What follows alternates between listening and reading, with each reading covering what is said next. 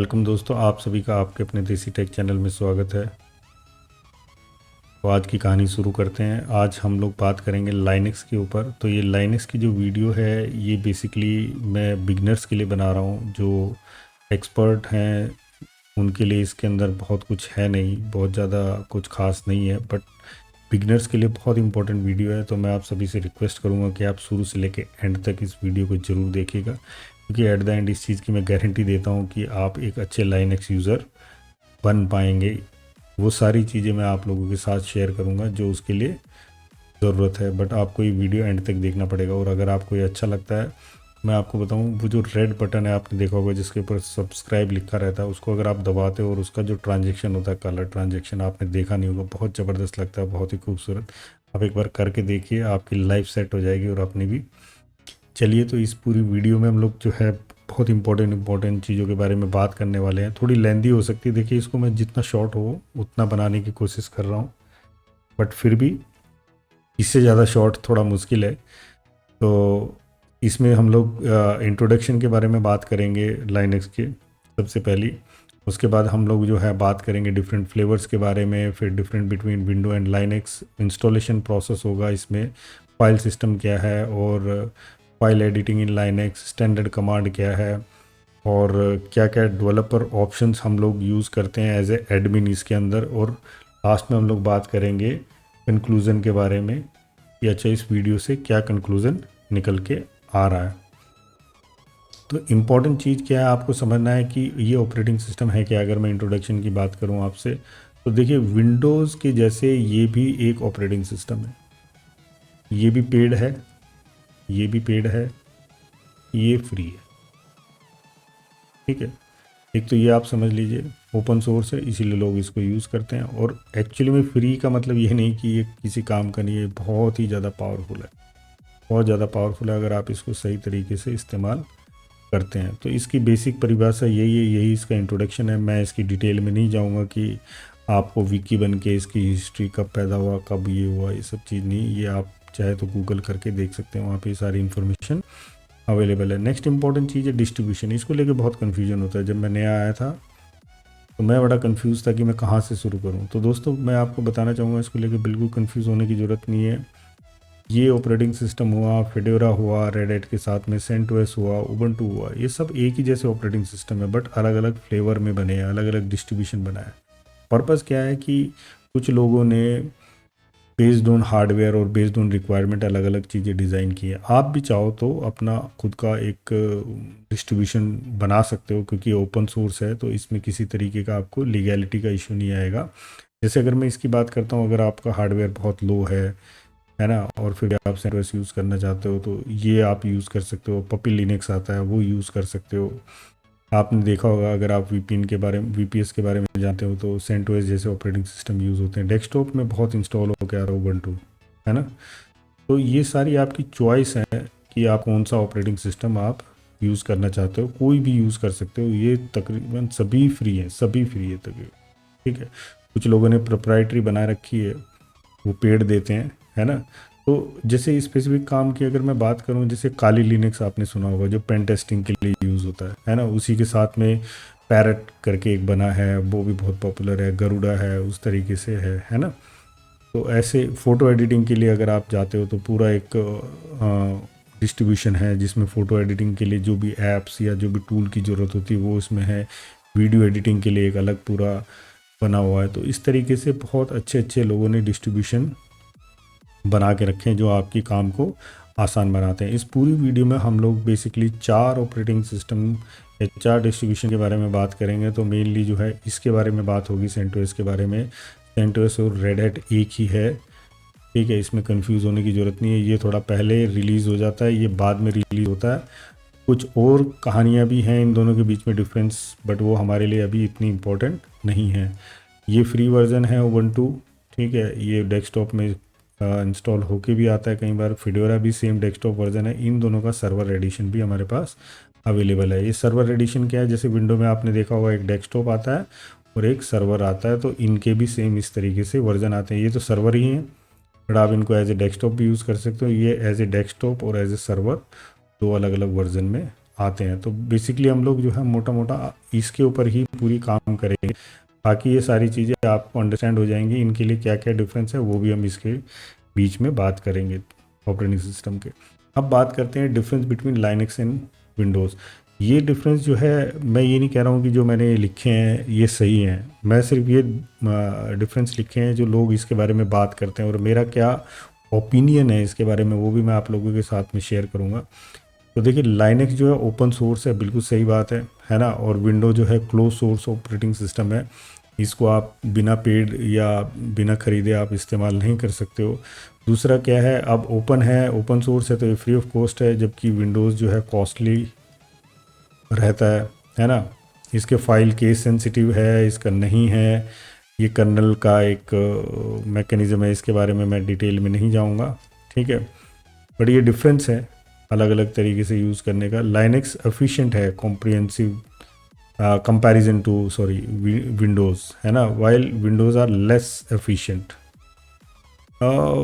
देखिए, ये डिपेंड करता है कि आप कहाँ यूज़ कर रहे हैं और किस तरीके से उसको यूज़ कर रहे हैं, कौन सा हार्डवेयर है, वो हार्डवेयर किस तरीके से ट्यून्ड है फॉर दैट ऑपरेटिंग सिस्टम। ये कई सारी चीज़ें मैटर करती हैं इस चीज़ में, ठीक है। और ये कोई रीज़न नहीं है, मतलब बहुत ज़्यादा डिफरेंस नहीं है कि वो फॉरवर्ड और बैक स्लैश लगाता है, इससे कुछ फ़र्क पड़ने वाला नहीं है।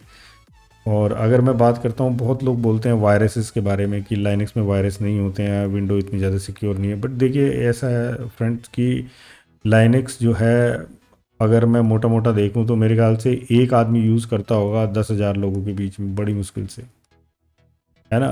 तो जो टारगेट करने वाले लोग हैं वो इस नंबर की बजाय इस नंबर पे फोकस करते हैं, तो इसी वजह से ये जो है ज़्यादा अटैक के दायरे में आती है।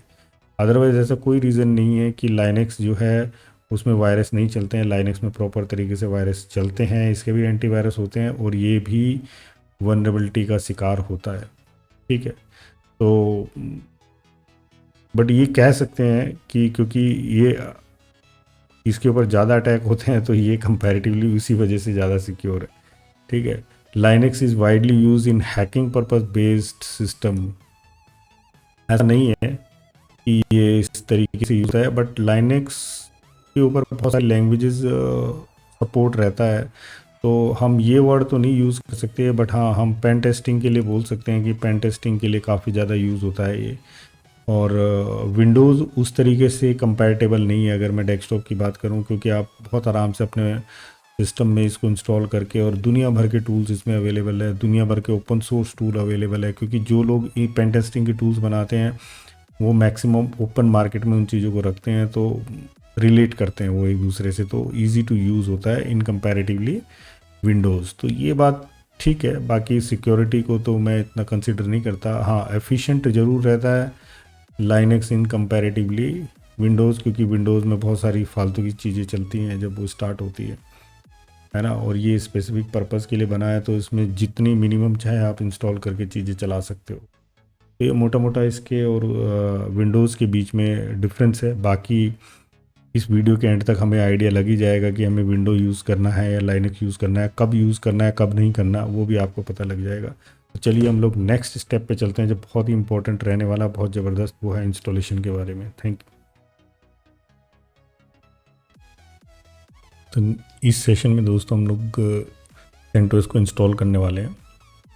तो ये काम मैं वर्चुअल मशीन में करने वाला हूँ। वर्चुअल मशीन और बेस मशीन में तकरीबन सेम ही तरीके से काम होता है, में कोई भी कंफ्यूज होने की ज़रूरत नहीं है। बस मैंने मशीन रेडी रखा है जिसके अंदर सीडी डाल के रखा हुआ, और जैसे ही मैं इसकी पावर ऑन करता हूँ इंस्टॉलेशन का प्रोसेस स्टार्ट हो जाता है। सीडी ऑलरेडी इसमें है, या आप कह सकते हो बूटेबल पेन ड्राइव जो है आपकी मशीन में लगी है, और आपने पावर ऑन किया और ये वाला प्रोसेस जो है स्टार्ट हो गया। तो अभी हम इसको बोल रहे हैं कि ये वाली सीडी है जिसका आपने इस्तेमाल करना है बूट करने के लिए। तो इसने वर्चुअल मशीन रन कर दी है। ये टेस्ट के लिए पूछ रहा है, हमने टेस्ट हटा दिया। अप एंड डाउन एरो की के थ्रू मैंने इंस्टॉल सेंटोस 7 का जो ऑप्शन है वो सिलेक्ट किया है। ये थोड़ा सा टाइम लेता है इंस्टॉल होने में, जैसे विंडो लेती है, तो इसीलिए हम इसको जो है पॉज कर करके जो इम्पोर्टेंट पॉइंट्स हैं उनके ऊपर डिस्कस करते हुए आगे बढ़ेंगे। तो अभी जैसे ही मैंने इसको इंस्टॉल किया है, क्लिक किया, तो ये आगे का प्रोसेस जो है स्टार्ट कर देगा।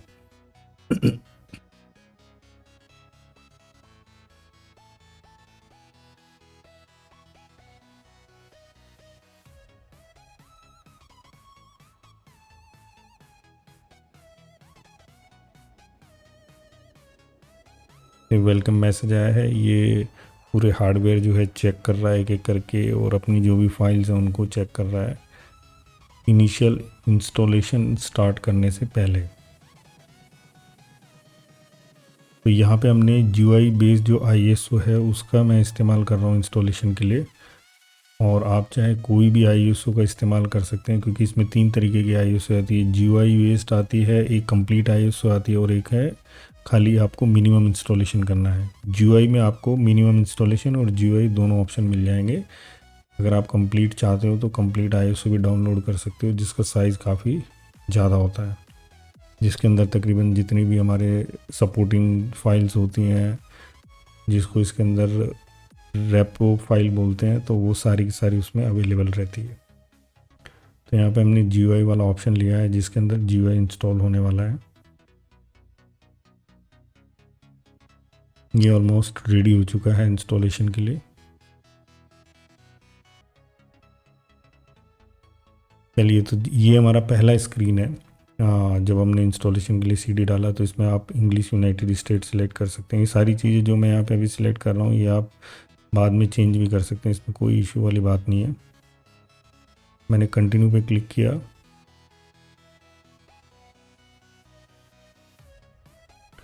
देन देखिए यहाँ पे टाइम आप सिलेक्ट कीजिए।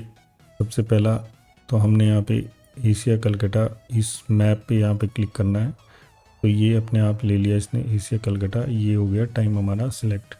तो कीबोर्ड इंग्लिश है, लैंग्वेज यूनाइटेड स्टेट है, इंस्टॉलेशन सोर्सेज जो है वो हमारा हमने CD दिया हुआ है। तो अब हमें सिलेक्ट करना है कि हमें क्या क्या सॉफ्टवेयर इसमें इंस्टॉल करने हैं। तो जब मैं यहाँ पे क्लिक करूँगा तो देखिए बाय डिफ़ॉल्ट इसने मिनिमम इंस्टॉलेशन लिया है, बट मैं मिनिमम इंस्टॉलेशन नहीं कर रहा हूँ। मैं बोल रहा हूँ जीनोम डेस्कटॉप के साथ में आप इसको इंस्टॉल कीजिए, ठीक है।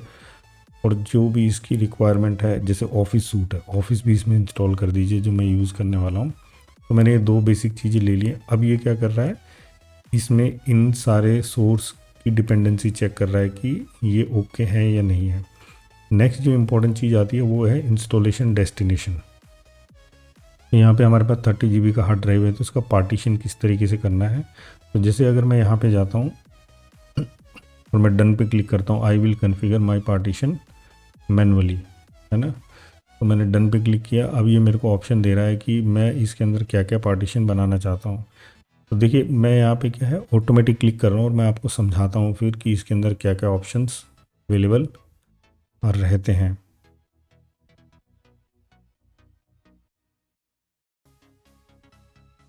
तो जैसे मैंने ऑटोमेटिक पे क्लिक किया, इसने किया बूट ऑप्शन। तो बूट बाय डिफ़ॉल्ट इसमें आपको 1 GB के करीब देना पड़ता है, ठीक है। आपने रूट जो है 26 GB दिया है 30 GB में, और 2 GB जो है आपने स्वैप मेमोरी दी है। स्वैप मेमोरी जो है इसके अंदर रैम के सपोर्टिंग मेमोरी होती है, जहाँ पे स्वैप मतलब सॉफ्टवेयर जो अभी बैकग्राउंड में चल रहा है उनको स्वैप करके वहाँ पे लेके जाता है, जिसकी ज़रूरत नहीं है करंट रैम के अंदर। तो अमूमन क्या होता है, अगर आपकी 2 GB रैम है तो 4 GB स्वैप होता है, 4 GB रैम है तो 8 GB स्वैप होता है। बट अगर 32 GB रैम है तो 64 GB स्वैप नहीं होता। उसके लिए आप थोड़ा सा गूगल करेंगे तो आपको पता लग जाएगा कि स्वैप का क्या कन्फिगरेशन हम रैम के हिसाब से रखते हैं। इसके अंदर क्या है, बाय डिफ़ॉल्ट ये रूट फोल्डर है, यानी कि ये कोर फोल्डर है, जहाँ से इसमें डायरेक्टरी बनना स्टार्ट होता है। जैसे C ड्राइव की अगर हम बात करते हैं। उसके अलावा अगर आप कोई माउंट पॉइंट बनाना चाहते हो तो इसमें बहुत सारे ऑप्शन दिए। देखो वैर स्वैप होम आप बना सकते हो। होम मतलब आपका माई डॉक्यूमेंट अलग से आप बना सकते हो, वैर अलग से बना सकते हो। वैर क्यों, इस स्ट्रक्चर के बारे में भी हम आगे बात करेंगे। जैसे मान लिया आप वेबसाइट पोस्ट करना चाहते हो इस VPS पे, तो आपको वैर के अंदर अच्छी खासी स्पेस चाहिए होगी, तो आप अलग से एक वैर का पूरा एक पार्टीशन बना सकते हो। तो इस तरीके से आपने कुछ बेसिक पार्टीशन बनाने, ये मिनिमम पार्टीशन है जो हमने इसमें सिलेक्ट किया और हमने डन कर दिया। और अगर आप वैसे बनाना चाहते हो तो बहुत सिंपल है, आपने क्या करना है, यहाँ पे सिलेक्ट करना है उस फोल्डर का नाम, जितना आप स्पेस देना चाहते हो, और यहाँ पे GB लिख दो, ये अपने आप ले लेगा, ठीक है। तो वैर का उतना साइज़ हो जाएगा। अभी हमारे पास स्पेस नहीं है तो हम ये ओके नहीं कर रहे हैं। तो ये हमारा हो चुका है। अब मैंने यहाँ पे कर दिया डन, ठीक है। ये पूछ रहा है कि भाई इसमें कुछ भी होगा तो फॉर्मेट कर देंगे, एक्सेप्ट कर रहे हो आप चेंज को। हमने बोला जी कर दीजिए, कोई दिक्कत नहीं। तो ये भी इसने कर लिया। अब नेक्स्ट आता है हमारा इम्पोर्टेंट नेटवर्क सेटिंग का। देखिए डिफ़ॉल्ट में आप स्टार्ट करते समय इसको कर सकते हो, मैंने इसको कर दिया ऑन। और अगर मुझे इसमें आईपी एड्रेस देना है तो मैं यहाँ पे कॉन्फ़िगर में जा कर के आईपी एड्रेस भी दे सकता हूँ। पर मेरे को IP4 के आईपी एड्रेस ऐड करना है। और अगर मुझे कुछ भी चीज़ें इसमें सेटिंग करनी है, अगर मेरा वाईफाई है तो मैं यहाँ पे वाईफाई भी कनेक्ट कर सकता हूँ। ठीक है, सारी चीज़ें बिफोर इंस्टॉलेशन एकदम रेडी रहेगी। तो मैंने यहाँ पे ऑन कर दिया इसको। उसके बाद है सिक्योरिटी पॉलिसीज़ नॉट फाउंड, कोई सिक्योरिटी पॉलिसीज़ हमने इसके अंदर नहीं डाली है। और उसके बाद जो है बिगिन इंस्टॉलेशन हमें क्लिक करना है। KCDOM बाय डिफ़ॉल्ट अनेबल रहता है। ठीक है, इसके बारे में भी आगे बात करेंगे हम लोग। तो ये चीज़ें हमने जो है सेट करनी है और बिगिन इंस्टॉलेशन पे क्लिक करना है। अब देखिए नेक्स्ट इंपॉर्टेंट चीज़ क्या है, ये इंस्टॉलेशन इसने स्टार्ट कर दिया है। अब ये बोल रहा है कि रूट का एक पासवर्ड रखिए आप। रूट यूज़र यहाँ पे क्या होता है, एडमिन यूज़र होता है। तो हम जो है यहाँ पे रूट का एक पासवर्ड रख देते हैं, जिससे हम शुरू में लॉगिन करेंगे। ये रूट का मैंने पासवर्ड रख दिया। हमने इसके अंदर अभी तक कोई यूज़र नहीं बनाया, तो हम लोग क्या करते हैं, टेस्ट नाम से एक यूज़र बना लेते हैं और उसका भी एक पासवर्ड रख देते हैं। ये कोई कंपलसरी नहीं है कि आप बनाओ, बट मैं दिखाने के लिए आपको बता रहा हूँ। एक नॉर्मल यूज़र मैंने बनाया है और एक जो है मैंने टेस्ट नाम से यूज़र बनाया है। ठीक है, टेस्ट नाम से नॉर्मल यूज़र बनाया और रूट तो ऑलरेडी इसके अंदर है ही है, तो मैंने इसके पासवर्ड सेट कर दिए। अब ये जो है पैकेज इंस्टॉलेशन का प्रोसेस स्टार्ट कर रहा है। इसको ये थोड़ा टाइम लेने वाला है, तब तक के लिए मैं वीडियो पॉज करता हूँ और जैसे ही ये कंप्लीट होता है तब हम फिर दोबारा मिलेंगे। ऑलमोस्ट जो है हमारा इंस्टॉलेशन कंप्लीट हो चुका है। अभी हमें जो है रिबूट करना है, तो मैं यहाँ पे रिबूट वाला ऑप्शन दबा देता हूँ। तो अभी देखते हैं इनिशियल बूट होने के बाद सिस्टम क्या पूछता है आपसे। तो ये हमारा बूट हो गया है।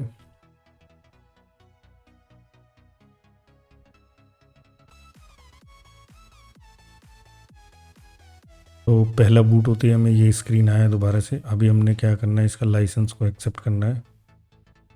तो मैंने इसका लाइसेंस को एक्सेप्ट कर दिया है और फिनिश कॉन्फ़िगरेशन करना है। तो ये सिस्टम लॉगिन वाली स्क्रीन की तरफ जाएगा अभी।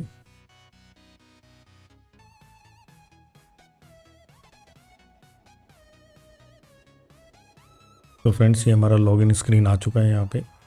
तो जैसा आप देख रहे हो, मैंने एक यूज़र बनाया था यहाँ पे टेस्ट, जो कि नॉर्मल यूज़र है, और एक हमने रूट यूज़र का पासवर्ड सेट किया था। बट रूट यूज़र कभी भी लिस्टेड नहीं रहता है, तो उसके लिए हमको क्या, नॉट लिस्टेड पे क्लिक करके पहली बार हम रूट से लॉगिन करेंगे। बाद में जो है नॉर्मल यूज़र से भी हम काम कर सकते हैं, तो उसके बारे में भी हम बात करेंगे इसमें। तो मैंने जो नॉर्मल रूट यूज़र है उसमें मैंने लॉगिन कर दिया है यूज़र नेम पासवर्ड डाल के। अब ये फर्स्ट टाइम जो यूज़ करते हैं, जब हम डेस्कटॉप पे जाते हैं, तो कुछ और पर्सनलाइज इन्फॉर्मेशन ये पूछता है, ताकि आपको जो है एक अच्छा इन्वायरमेंट दे पाए यूज़ करने के लिए। अगर हम GUI की बात करते हैं, अगर हम कमांड लाइन में ये चीज़ इंस्टॉल करते हैं, तो वो नहीं पूछता, सीधा टर्मिनल आपके पास आ जाता है और हम इसका यूज़ करना स्टार्ट कर देते हैं। तो ये आ चुका है हमारा पहला डेस्कटॉप, जो है जस्ट इंस्टॉल होते ही सिस्टम में। तो जैसा आप देख रहे हैं यहाँ पे एप्लीकेशंस में, इसमें मीनू बार है, एक प्लेस वाला मीनू बार है। ये दो ऑप्शन होते हैं यहाँ पे, नेटवर्क, साउंड्स और लैपटॉप है। तो ये मैं बात कर रहा था जो वेलकम आपको ये कर रहा है। तो आपने डिफ़ॉल्ट इंग्लिश लैंग्वेज चूज़ की हुई है। ठीक है, जो मैंने आपको बोला था आप इसके अंदर कर सकते हो, स्टार्ट यूजिंग CentOS।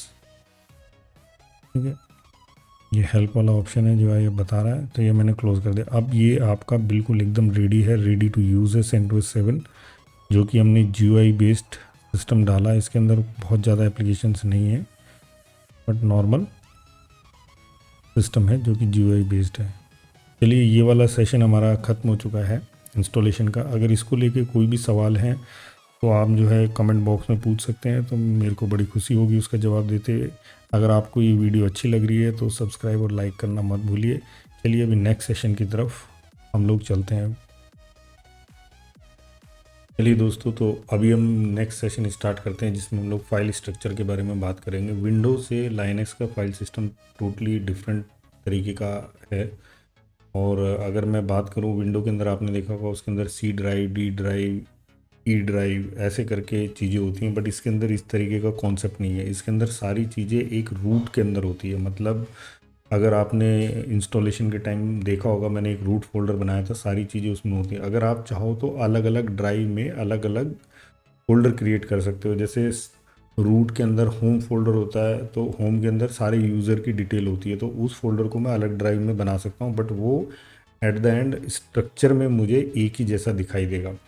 जैसे मैं अगर GUI में आपको यहाँ विजुअल दिखाऊँ इसको, तो ये कैसा दिखता है। अगर मैं यहाँ पे जाता हूँ, Ctrl+L मार रहा हूँ मैं यहाँ पे, आप देखोगे ये अभी करंट रूट यूज़र में था।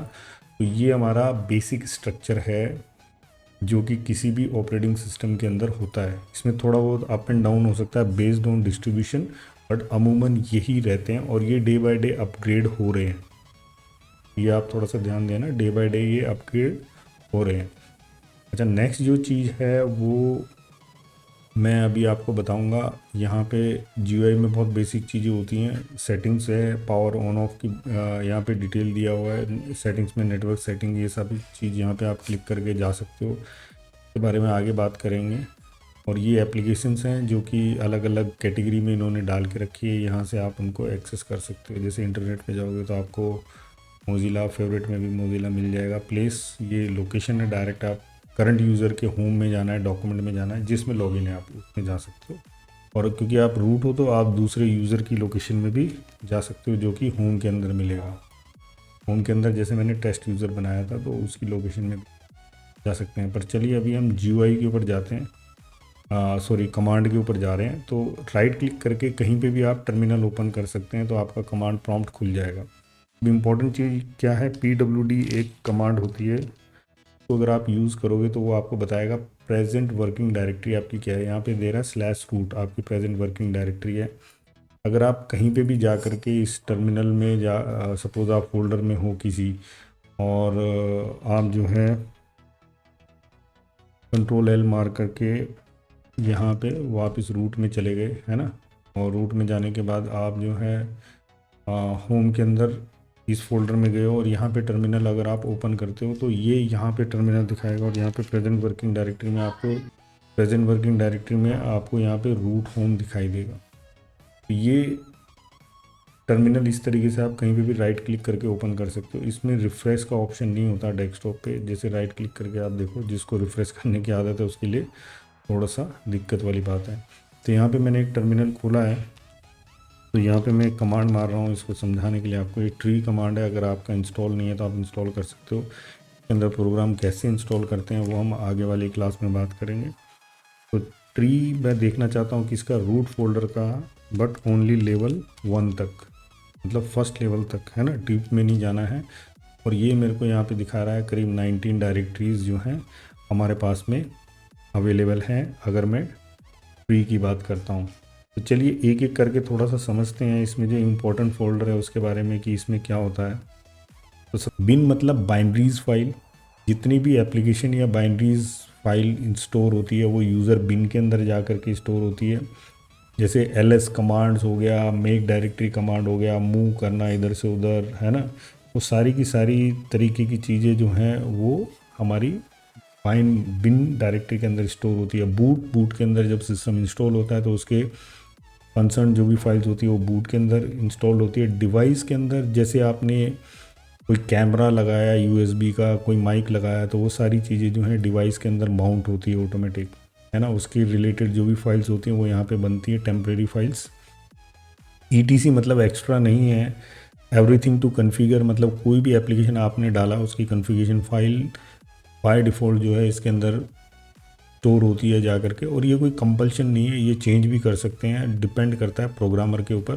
बट ज़्यादातर जो है ETC के अंदर फ्लैट फाइल के अंदर सारी कन्फिगरेशन फाइल्स होती हैं। जैसे आपने विंडो में देखा होगा, हम लोग चेक बॉक्स करते हैं, कहीं पे रेडियो बटन सिलेक्ट करते हैं किसी कन्फिगरेशन को अप एंड डाउन करने के लिए। यहाँ पे क्या फ्लैट फाइल्स होती हैं, उसमें जाके हमें सीधा लिखना होता है। किस तरीके से काम करती है वो भी हम बताएंगे। होम के अंदर कोई भी नया यूज़र जब हम बनाते हैं तो उसकी बाय डिफ़ॉल्ट डायरेक्टरी होम के अंदर बनती है, जैसे आपने विंडोज़ के अंदर माई डॉक्यूमेंट देखा है। उसके बाद लिब के अंदर कोई भी प्रोग्राम हम डाउनलोड करके इंस्टॉल करते हैं या कमांड के थ्रू इंस्टॉल करते हैं, तो वो जो है लाइब्रेरी के अंदर जा करके उसकी फाइल्स जो हैं स्टोर होती हैं। इसमें ज़्यादा कंफ्यूज आप नहीं होना। इन्होंने जो है फर्दर इसको डिस्ट्रीब्यूट भी कर दिया। अभी जैसे आपने देखा होगा विंडोज़ के अंदर भी जो है लाइब्रेरी प्रोग्राम के लिए प्रोग्राम और प्रोग्राम 64 है, उसी तरीके से ये भी है, बट इसमें पूरा प्रोग्राम इंस्टॉल नहीं होता, कुछ सिर्फ इसमें लाइब्रेरीज इंस्टॉल्ड होती हैं जा करके। ठीक है, उसके बाद अगर मैं बात करता हूँ आपसे मीडिया फाइल की, है ना, जो बहुत इंपॉर्टेंट है। मीडिया फाइल के अंदर क्या होता है, जितने भी एक्सटर्नल डिवाइस हैं जिसके अंदर कंटेंट हम स्टोर करने वाले हैं, यूएसबी हार्ड डिस्क हो गया, पेन ड्राइव हो गया, एसडी कार्ड हो गया, एक्सटर्नल एसएसडी हो गया, वो सारे ऑन द फ्लाई जो है इसके अंदर जाके माउंट होते हैं। एक एमएनटी करके भी एक इसके अंदर डायरेक्टरी है, आप नीचे देखो, अगर मैं यहाँ पे बात करता हूँ एमएनटी करके एक डायरेक्टरी है, तो अगर हम इसकी बात करते हैं तो इसके अंदर क्या होता है कि हम लोग मैनुअली माउंट करते हैं पार्टीशन को अलग अलग। हो सकता है हमारे पास कोई एक्सटर्नल स्टोरेज डिवाइस हो बहुत बड़ा, है ना, नैस हो, तो वो सारी चीज़ें हम लोग जो है इसके अंदर माउंट करते हैं। अब ऑप्ट फोल्डर क्या होता है, ऑप्ट फोल्डर सिंपली आप कह सकते हो कि आपके सॉफ्टवेयर जो है यहाँ पे इंस्टॉल्ड होते हैं और उस सॉफ्टवेयर की लाइब्रेरीज जो है लिब फोल्डर में और बिन फोल्डर में उसके रिलेटेड बाइनरी फाइल्स स्टोर होती है, जो ऑप्ट के अंदर ही आपको मिलेगा।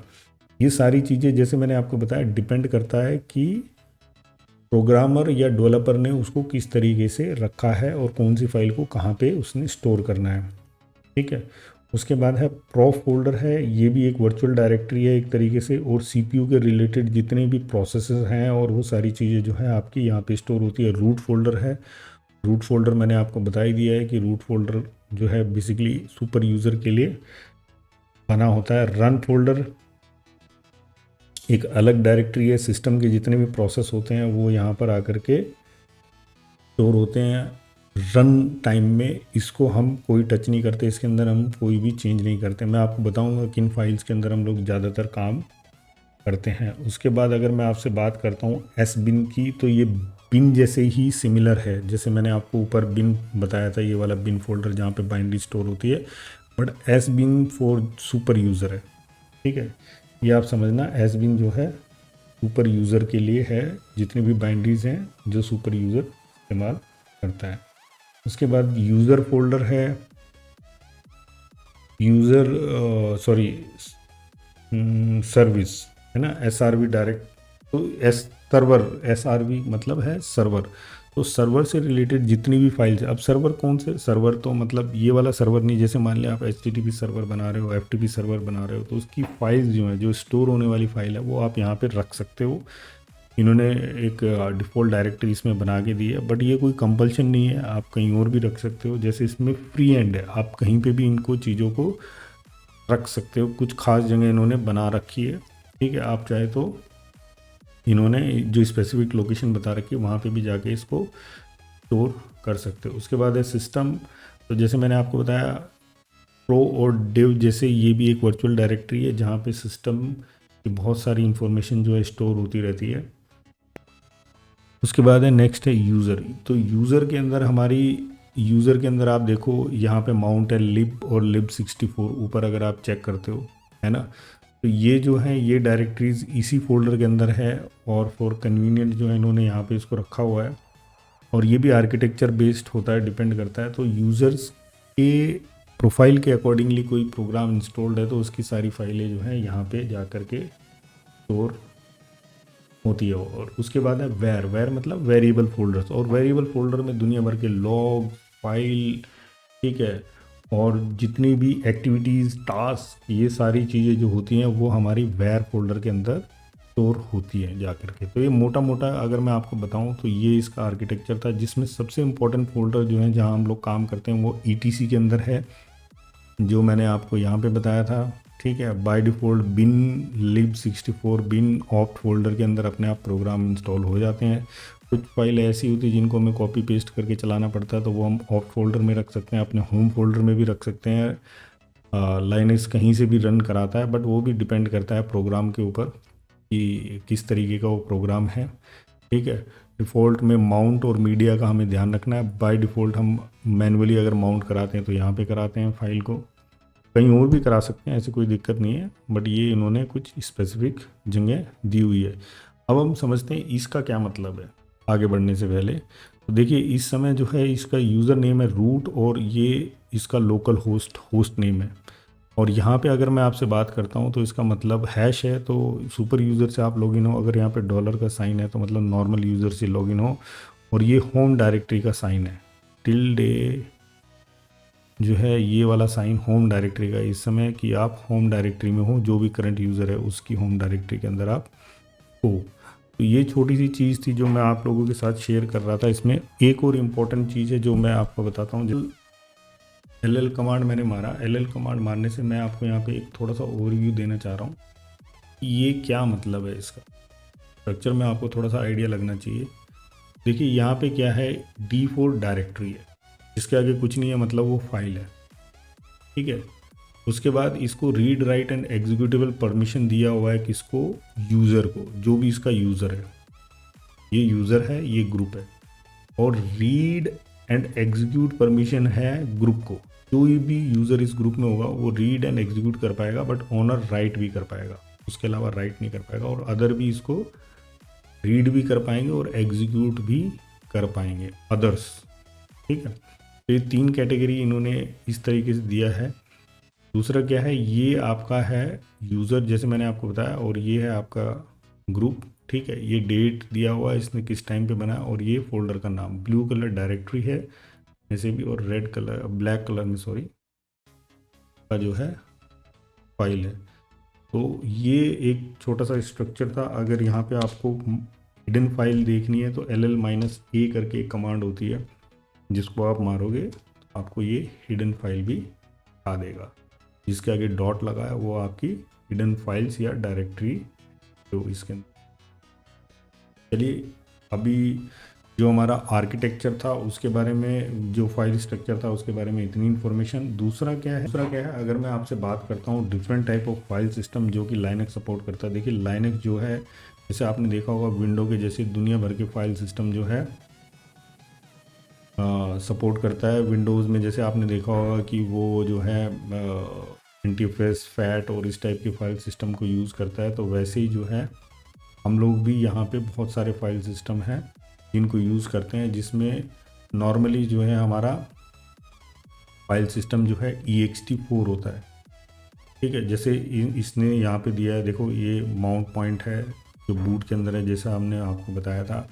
और ये मेन है, मेन जो आपका फिजिकल ड्राइव है जिसका नाम भी इन्होंने रखा है। जैसे मैंने आपको बताया कि सिस्टम के अंदर जा करके आप देखोगे तो ये सारी डिटेल उसकी मिलेगी कि कौन सा क्या पार्टीशन है, तरीके से वो काम कर रहा है, कहाँ पे माउंट है वो भी ये आपको दिखा रहा है, ठीक है।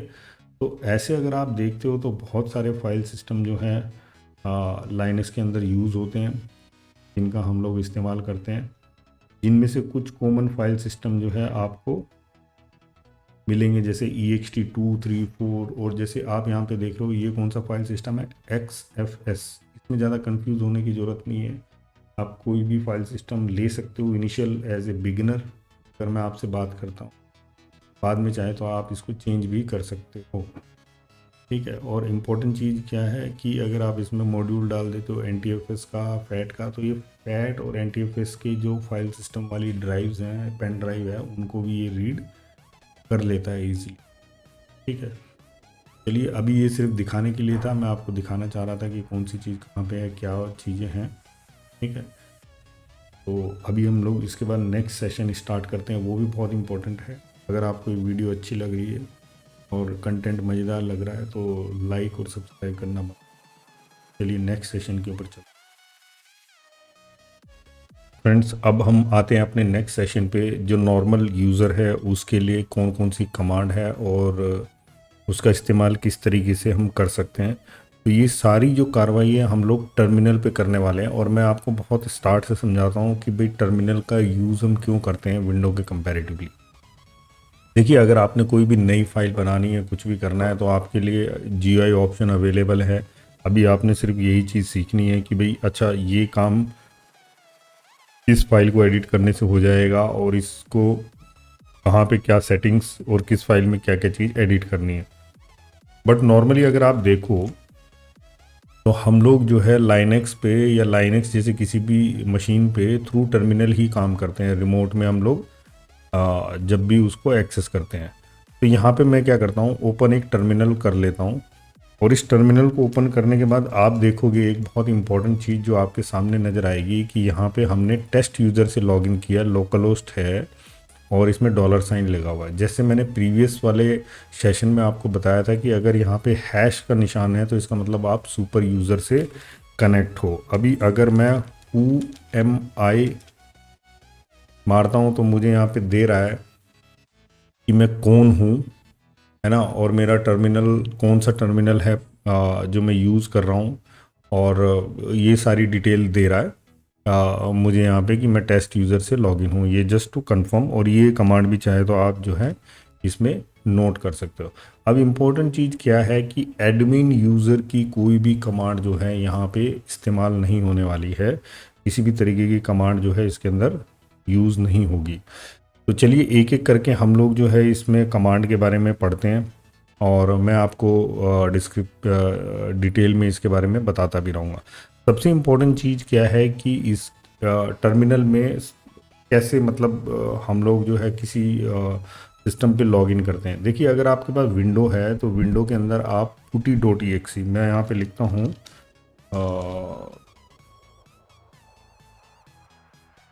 putty.exe। अगर आप इसको डाउनलोड करके इंस्टॉल कर लोगे तो फिर आप जो है किसी भी सिस्टम पे एक्सेस कर सकते हो।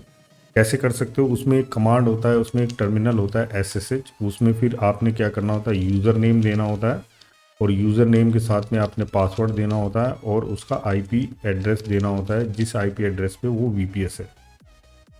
ये अगर आप उसमें इंफॉर्मेशन डालते हो तो आपको जो है ये वाला प्रॉम्प्ट मिल जाएगा। जैसे कि टर्मिनल खुला, आपको पता भी नहीं लगेगा कि रिमोट मशीन आपके पास यहाँ पे एक्सेस है, RDP आपने ले लिया है। बट अगर आप यही एक्सेस जो है किसी लाइनक्स मशीन पे कर रहे हो तो वहाँ पे आपने सिर्फ ये लिखना है SSH user@root और जो भी इसका IP एड्रेस है ना, सपोज करो 192.168.1.1 है ना, और -p मतलब मैं यहाँ पे पासवर्ड नहीं लिखना चाह रहा हूँ, मैं चाह रहा हूँ कि ये मुझे प्रॉम्प्ट करे, तो वो प्रॉम्प्ट करेगा पासवर्ड नीचे और फिर मैं पासवर्ड मारूंगा तो मुझे वो एंट्री मिल जाएगी एज ए रूट यूज़र। तो ये एक तरीका है इसमें लॉगिन करने का। तो अगर हम लॉगिन कर जाते हैं तो बाकी सारी चीज़ें हमारी टर्मिनल पे होती है। तो सपोज़ करो मैं इसमें लॉगिन कर गया एज ए टेस्ट यूज़र और उसके बाद जो है या मैंने टर्मिनल ओपन किया अपनी लोकल मशीन में, तो सबसे पहले मैं यहाँ पे आपको डायरेक्टरी PWD मतलब प्रेजेंट वर्किंग डायरेक्टरी, जिसके बारे में मैं आपको बता रहा था पिछले सेशन में, मैंने बताया कि आपको अपनी करंट लोकेशन चेक करनी है तो PWD से आप पता कर सकते हो। लास्ट में यहाँ पे आपको वैसे लोकेशन यहाँ से भी आइडिया लग जाता है जब आप बहुत ज़्यादा यूज़ करने लगोगे लाइनक्स को। जैसे टिल्डे साइन है, मतलब आप करंट यूज़र की होम डायरेक्टरी में हो। करंट यूज़र आपको यहाँ से भी पता लगेगा और ऊपर टर्मिनल पे भी लिखा होगा कि आप कहाँ कनेक्ट हो और किस यूज़र से कनेक्ट हो। तो ये एक इम्पॉर्टेंट चीज़ हो गया। दूसरा, इस टर्मिनल पे जब हम काम कर रहे होते हैं तो आपके पास एक कमांड है क्लियर कमांड मारने से टर्मिनल जो है क्लियर हो जाएगा। बट अगर आप सपोज़ करो यहाँ पे PWD मार दिया, फिर PWD मारा और मैंने ये, तो एक तो क्लियर कमांड है, एक Ctrl+L कमांड मारने से भी आप जो है टर्मिनल क्लियर हो जाता है। और एक्चुअली में क्लियर नहीं होता, ये ऊपर चला जाता है। अगर आप देखोगे तो ये टर्मिनल है बट यहाँ पे टॉप में चला जाता है तो ये क्लियर हो जाता है, ठीक है। और जो भी कमांड्स हम मार रहे हैं, जो भी कमांड हम टर्मिनल पे यूज़ कर रहे हैं, अगर मैं भूल जाता हूँ उसको चेक करने के लिए तो मैं हिस्ट्री मारूंगा तो वो मुझे बता देगा कि अच्छा मैंने अभी तक ये कमांड्स जो है इसमें यूज़ करी हैं करने को। तो ये कुछ कमांड है जिसके बारे में मैं बात कर रहा हूँ आपसे। अब देखते हैं कि इसमें मूव कैसे करते हैं। जैसे मैंने आपको बताया प्रेजेंट वर्किंग डायरेक्टरी जो है हमारी ये है और मुझे यहाँ से बैक जाना है, यहाँ से मुझे बैक जाना है तो चेंज डायरेक्टरी कमांड है। अगर मैं डबल डॉट मारता हूँ तो ये एक डायरेक्टरी पीछे जाएगा और देखिए ये अभी मेरे को यहाँ पे क्या दिखा रहा है, ये यहाँ पे दिखा रहा है होम के अंदर मैं आ गया हूँ। और अगर मैं प्रेजेंट वर्किंग डायरेक्टरी देखता हूँ तो मेरे को ये होम दिखा रहा है, यानी कि टेस्ट से बैक हो चुका है। और अगर मुझे वापस वहाँ पे जाना है तो मुझे CD मारना और टैब मारना है। ये अच्छी चीज़ है इसके अंदर कि CD टैब मारने से अपने आप जो करंट डायरेक्टरी है वो ले लेगा। इसमें ध्यान देने वाली बात है कि आपने ये नहीं मारना है, रूट नहीं लगाना है इसके आगे, नहीं तो ये रूट से स्टार्ट करेगा। जैसे मैंने आपको बताया था एकदम जो स्टार्टिंग फोल्डर है वहाँ से स्टार्ट करेगा। आपने करंट फोल्डर में सीधा टी और टैब मारना है तो ये दे देगा। और मैं जैसे एंटर मारूंगा और मैं फिर प्रेजेंट वर्किंग डायरेक्टरी देखूंगा तो ये देखिए वापस हम लोग जो है इसके अंदर आ गए। तो ये होता है सीडी के अंदर मूव करने का जो भी ऑप्शन है।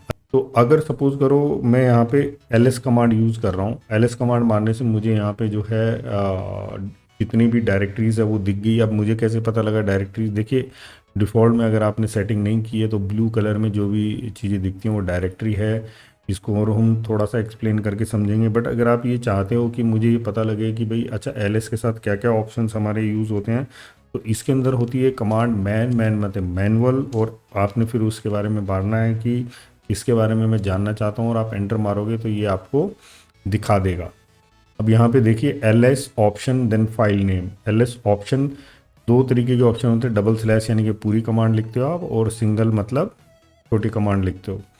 तो do not ignore entire starting with dot, है ना, मतलब आप सब तरीके की फाइल देखना चाहते हो। अब मैनुअल से बाहर निकलना है तो जस्ट प्रेस क्यू प्रेस करना है और आप मैनुअल से बाहर निकल जाओगे। अब मैं यहाँ पे ls-a मार देता हूँ, है ना। तो ये कमांड क्या रिजल्ट दे रही है, मुझे हिडन फाइल्स भी दिखा रही है। ये फाइल है जो ब्लैक में है और जो ब्लू में है, चाहे वो हिडन है वो डायरेक्टरी है। तो लाइनक्स में हिडन कैसे होता है, जिसके आगे डॉट लगा होता है। अब इम्पोर्टेंट चीज़ क्या है कि ls-all ये मारना। तो अगर मैं ls-all मारता हूँ तो मुझे जो है तब भी ये रिज़ल्ट आता है, और ls-a मारता हूँ तो भी मुझे यही रिज़ल्ट आता है। तो ये शॉर्टकट और इस तरीके की कमांड जो है हम इसके अंदर यूज़ करते हैं, और किसी भी कमांड का हम मैन भी इसके अंदर यूज़ कर सकते हैं। अब नेक्स्ट चीज़ आती है कि हम इसके अंदर टेक्स्ट फाइल कैसे क्रिएट करें। कि यहाँ पे हम लोग हैं प्रेजेंट वर्किंग डायरेक्टरी में, कहाँ पे हैं हम लोग, टेस्ट के अंदर है। तो मैंने यहाँ पे ls कमांड मारा तो मैंने देखा डॉक्यूमेंट है। तो मैं क्या चाहता हूँ, डॉक्यूमेंट के अंदर यहीं रहते रहते एक फ़ाइल बनाऊँ। तो मेरे पास बहुत सारे तरीके हैं, उसमें से मैं एक नॉर्मल तरीका पहले यूज़ करता हूँ, आपको ये पता भी लग जाएगा। टच कमांड से मैं कोई भी टेक्स्ट फाइल बना सकता हूँ। मुझे कहाँ बनानी है, मुझे बनानी है डॉक्यूमेंट्स के अंदर। तो मैंने डी से टैब मारा तो डी से बहुत सारी डायरेक्टरी थी इसलिए वो कंफ्यूज हो गया। मैंने doc मारा तो वो समझ गया, doc मतलब डॉक्यूमेंट्स में जाना है। और मैंने कर दिया test.txt या txt जो भी है।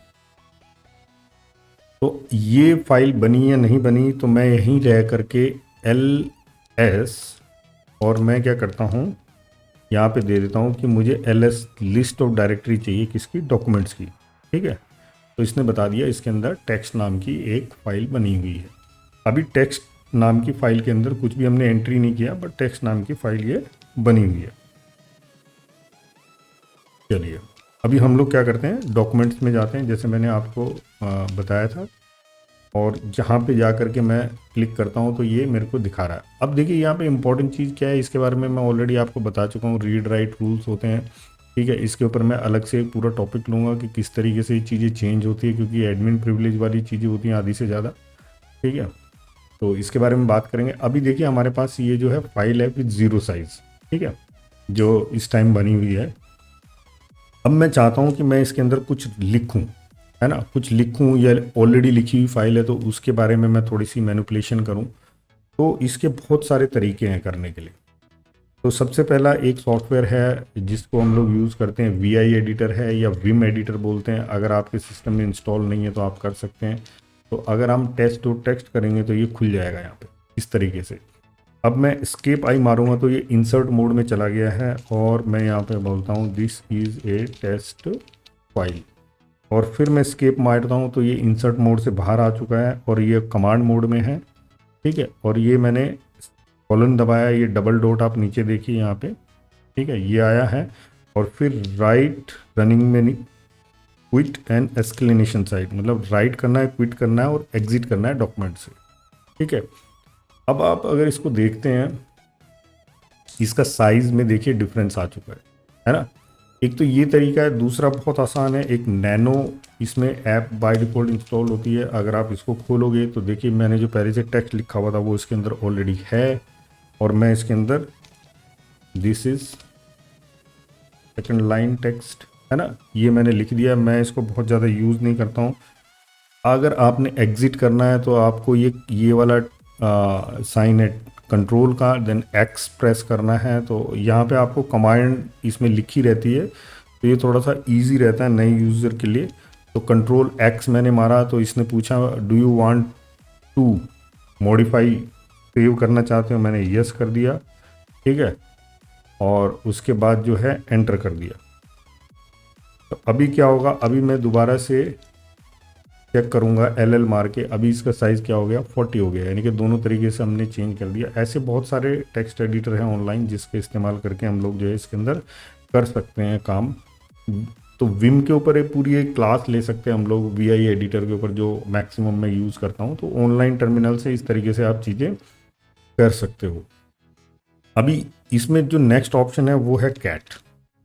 अब कैट को अगर आप करते हो तो देखिए कैट में आपको उस फाइल के अंदर क्या लिखा हुआ वो दिख जाता है। फाइल के अंदर क्या लिखा है वो आप देख सकते हो कैट कमांड के थ्रू, है ना। और एक होता है टेल कमांड, टेल कमांड भी इसी तरीके से करती है, बट ये क्या है, ये कमांड होता है ये नीचे से रीड करती है। जैसे मान लिया मैं लॉग्स है, लॉग्स को मैं स्टडी करना चाह रहा हूँ कि मेरे सिस्टम में क्या क्या लॉग्स चल रहे हैं, तो मैं टेल कमांड का यूज़ करता हूँ। फॉर एन एग्जाम्पल मैं यहाँ पे एक और टर्मिनल खोलता हूँ, कंट्रोल शिफ्ट और टी दबाते हैं तो ये क्या होगा, यहाँ पे एक टर्मिनल और खुल जाएगा। मैं थोड़ा इसको बड़ा कर लेता हूँ और यहाँ पे मैं 2 मारता हूँ तो ये देखो सुपर यूज़र का पासवर्ड पूछ रहा है, यहाँ पे मैं पासवर्ड मार दिया। अब इस टर्मिनल की खास बात क्या है, देखिए ये नॉर्मल यूज़र से लॉगिन है और ये टर्मिनल अलग हो गया है, ये सुपर यूज़र से लॉगिन है। यानी कि एक ही जगह बैठ के आप एक सिस्टम पे मल्टीपल यूज़र को लॉगिन कर सकते हो और उसके हिसाब से कार्रवाई कर सकते हो। तो जैसे मैंने टेल -f वेयर एक फोल्डर होता है, जैसे मैंने आपको बताया था लॉग्स, है ना। लॉग्स के अंदर मैसेज, ठीक है, और मैसेज के अंदर मैसेज, तो ये मैंने यहाँ पे कर दिया है। अब देखिए जो भी लॉग्स आते रहेंगे लेटेस्ट लॉग ये यहाँ पे मुझे डिस्प्ले कराता रहेगा, एग्जिट नहीं करेगा। टेल -f कमांड के थ्रू जो है मैं कंटिन्यू लॉग चेक कर सकता हूँ। ये कहाँ काम आता है, जैसे मैंने अपनी कोई FTP या HTTPS सर्विस चलाई है, उसके लॉग्स मुझे मॉनिटर करने हैं, तो इस तरीके की चीज़ों में मैं इसको यूज़ कर सकता हूँ। तो मैं सूडो से लॉगिन क्यों किया, क्योंकि ये प्रिविलेज जो है रूट यूज़र को होता है। और फिर कंट्रोल C मारने से आप जो है इससे एग्जिट कर जाओगे, फिर कंट्रोल L मारने से स्क्रीन क्लियर हो जाएगा। अब दोबारा से हम लोग जो है नॉर्मल यूज़र पे आते हैं। तो ये टेल कमांड और कैट कमांड के बारे में मैंने आपको बताया। नेक्स्ट इंपॉर्टेंट चीज़ क्या है, ग्रैब कमांड।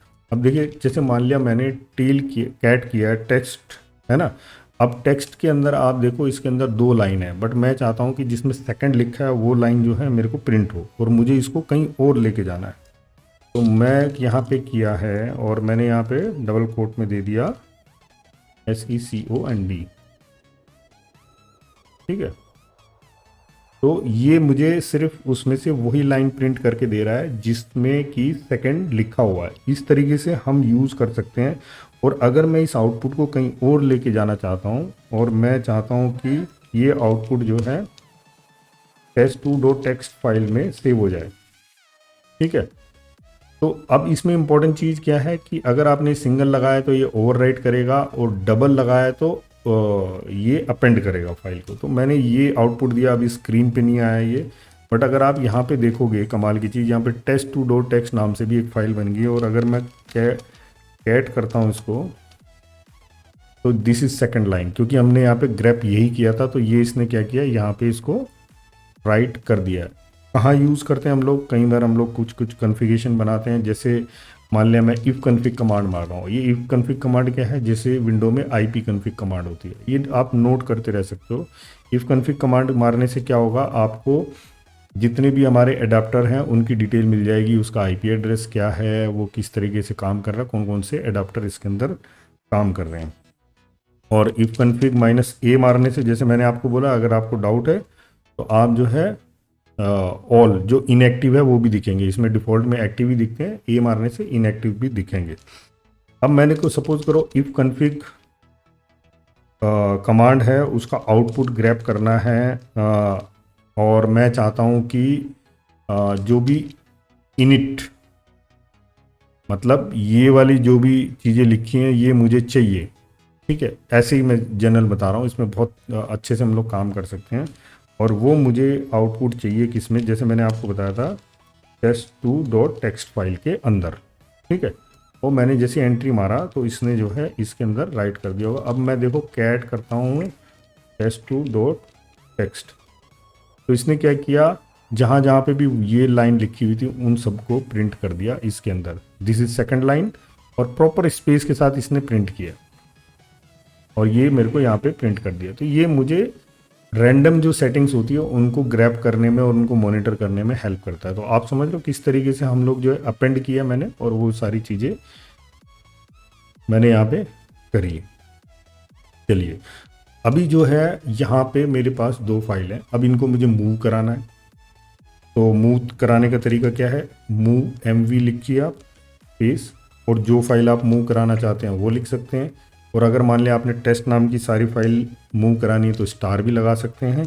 और अगर इस फोल्डर में जितनी भी फाइल है सबको मूव कराना है तो वो भी लिख सकते हैं। स्पेस मतलब मूव फाइल नेम स्पेस, फिर कहाँ मूव कराना है। तो सपोज करो आपने यहाँ से एक स्टेप पीछे कराना है तो डबल डॉट स्लैश, तो डबल डॉट स्लैश मतलब एक स्टेप पीछे। या आप फुल पाथ भी दे सकते हो कि मुझे होम के अंदर टेस्ट यूज़र के अंदर डेस्कटॉप पे ये चीज़ कॉपी करनी है, या मूव करनी है तो मूव हो जाएगा, और कॉपी करनी है तो यहाँ पे हम लोगों ने cp कमांड लिखना है। अब जैसे मान लिया मैंने ये क्या किया, ये मैंने मूव कर दिया, अच्छा फाइल नेम नाम से नहीं है सॉरी। तो मैंने क्या किया, मैंने ये सारी फाइलें जो हैं स्टार, क्योंकि ये सारी फाइलें यहीं पे हैं, और मैंने इनको मूव कर दिया डेस्कटॉप के ऊपर। और ये देखिए यहाँ पे कुछ नहीं है। अब मुझे डेस्कटॉप से यहाँ पे फाइल मूव करानी है तो मुझे डेस्कटॉप जाने की ज़रूरत नहीं है, तो मैं यहीं पे क्या करूँगा, मूव होम टेक्स्ट डेस्कटॉप। एक तरीका ये है। दूसरा मैंने आपको क्या बताया था कि आप डबल डॉट लिख करके डेस्कटॉप लिखिए और टेस्ट स्टार कर दीजिए, ठीक है। यह सारी फाइलें कर दीजिए, और मेरे को कहाँ करना है, करंट डायरेक्टरी में करना है। करंट डायरेक्टरी मतलब डॉट, और या फिर आप जो है पूरा तरीके से ये लिख भी सकते हो कि मुझे होम के अंदर टेस्ट के अंदर डॉक्यूमेंट में लिखना है। तो मैं यहाँ पे करंट डायरेक्टरी डॉट लगाता हूँ। तो ये देखिए ये जो है अभी वापस यहाँ पे ये फाइलें आ गई हैं। तो एकदम मज़ेदार था सीन मूव का। तो इस तरीके से हम लोग मूव करा सकते हैं। डॉट मतलब करंट डायरेक्टरी, डबल डॉट मतलब बैक, है ना, और स्लैश लगा के फिर हम लोग उसमें जा सकते हैं, या फिर आप रूट से किसी भी फोल्डर का स्ट्रक्चर जो है लिख सकते हैं इसके अंदर जहाँ पे भी आपने मूव कराना है। एक और चीज़ इसके अंदर बहुत अच्छी है कि आप इसमें मल्टीपल काम कर सकते हैं। जैसे मान लेते हैं कि सपोज़ करो आपको at a time 4 text file बनानी है ना, 4 टेक्स्ट फाइल बनानी है। तो उसमें आप कहीं पे भी टर्मिनल के अलावा अगर आप GUI में जाते हो तो आप क्या करोगे कि आप राइट क्लिक 1 फिर 2 फिर 3 फिर 4। यहाँ पे बड़ा आसान काम है। सपोज़ करो मैंने यहाँ पे लिख दिया टच, है ना, तो मैंने यहाँ लिखना है 1 डॉट टेक्स्ट, 2 डॉट टेक्स्ट, और 3 डॉट टेक्स्ट, और 4 डॉट टेक्स्ट, है ना।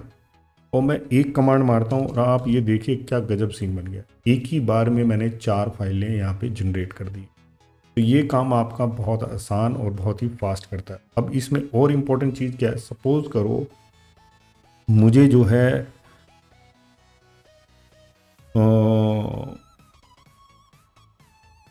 बहुत सारी डायरेक्टरीज एक साथ बनानी है ना, बहुत सारी डायरेक्टरी के अंदर डायरेक्टरी एक साथ बनानी है। एक तो आप यहाँ पे यूज़ कर सकते हो MKDIR और 1 2 3 4 ऐसे करके 4। तो एक साथ जो है आप देखिए इतनी डायरेक्टरी बन गई है, 1 directory, 2 directory, 3 directory, 4 directory.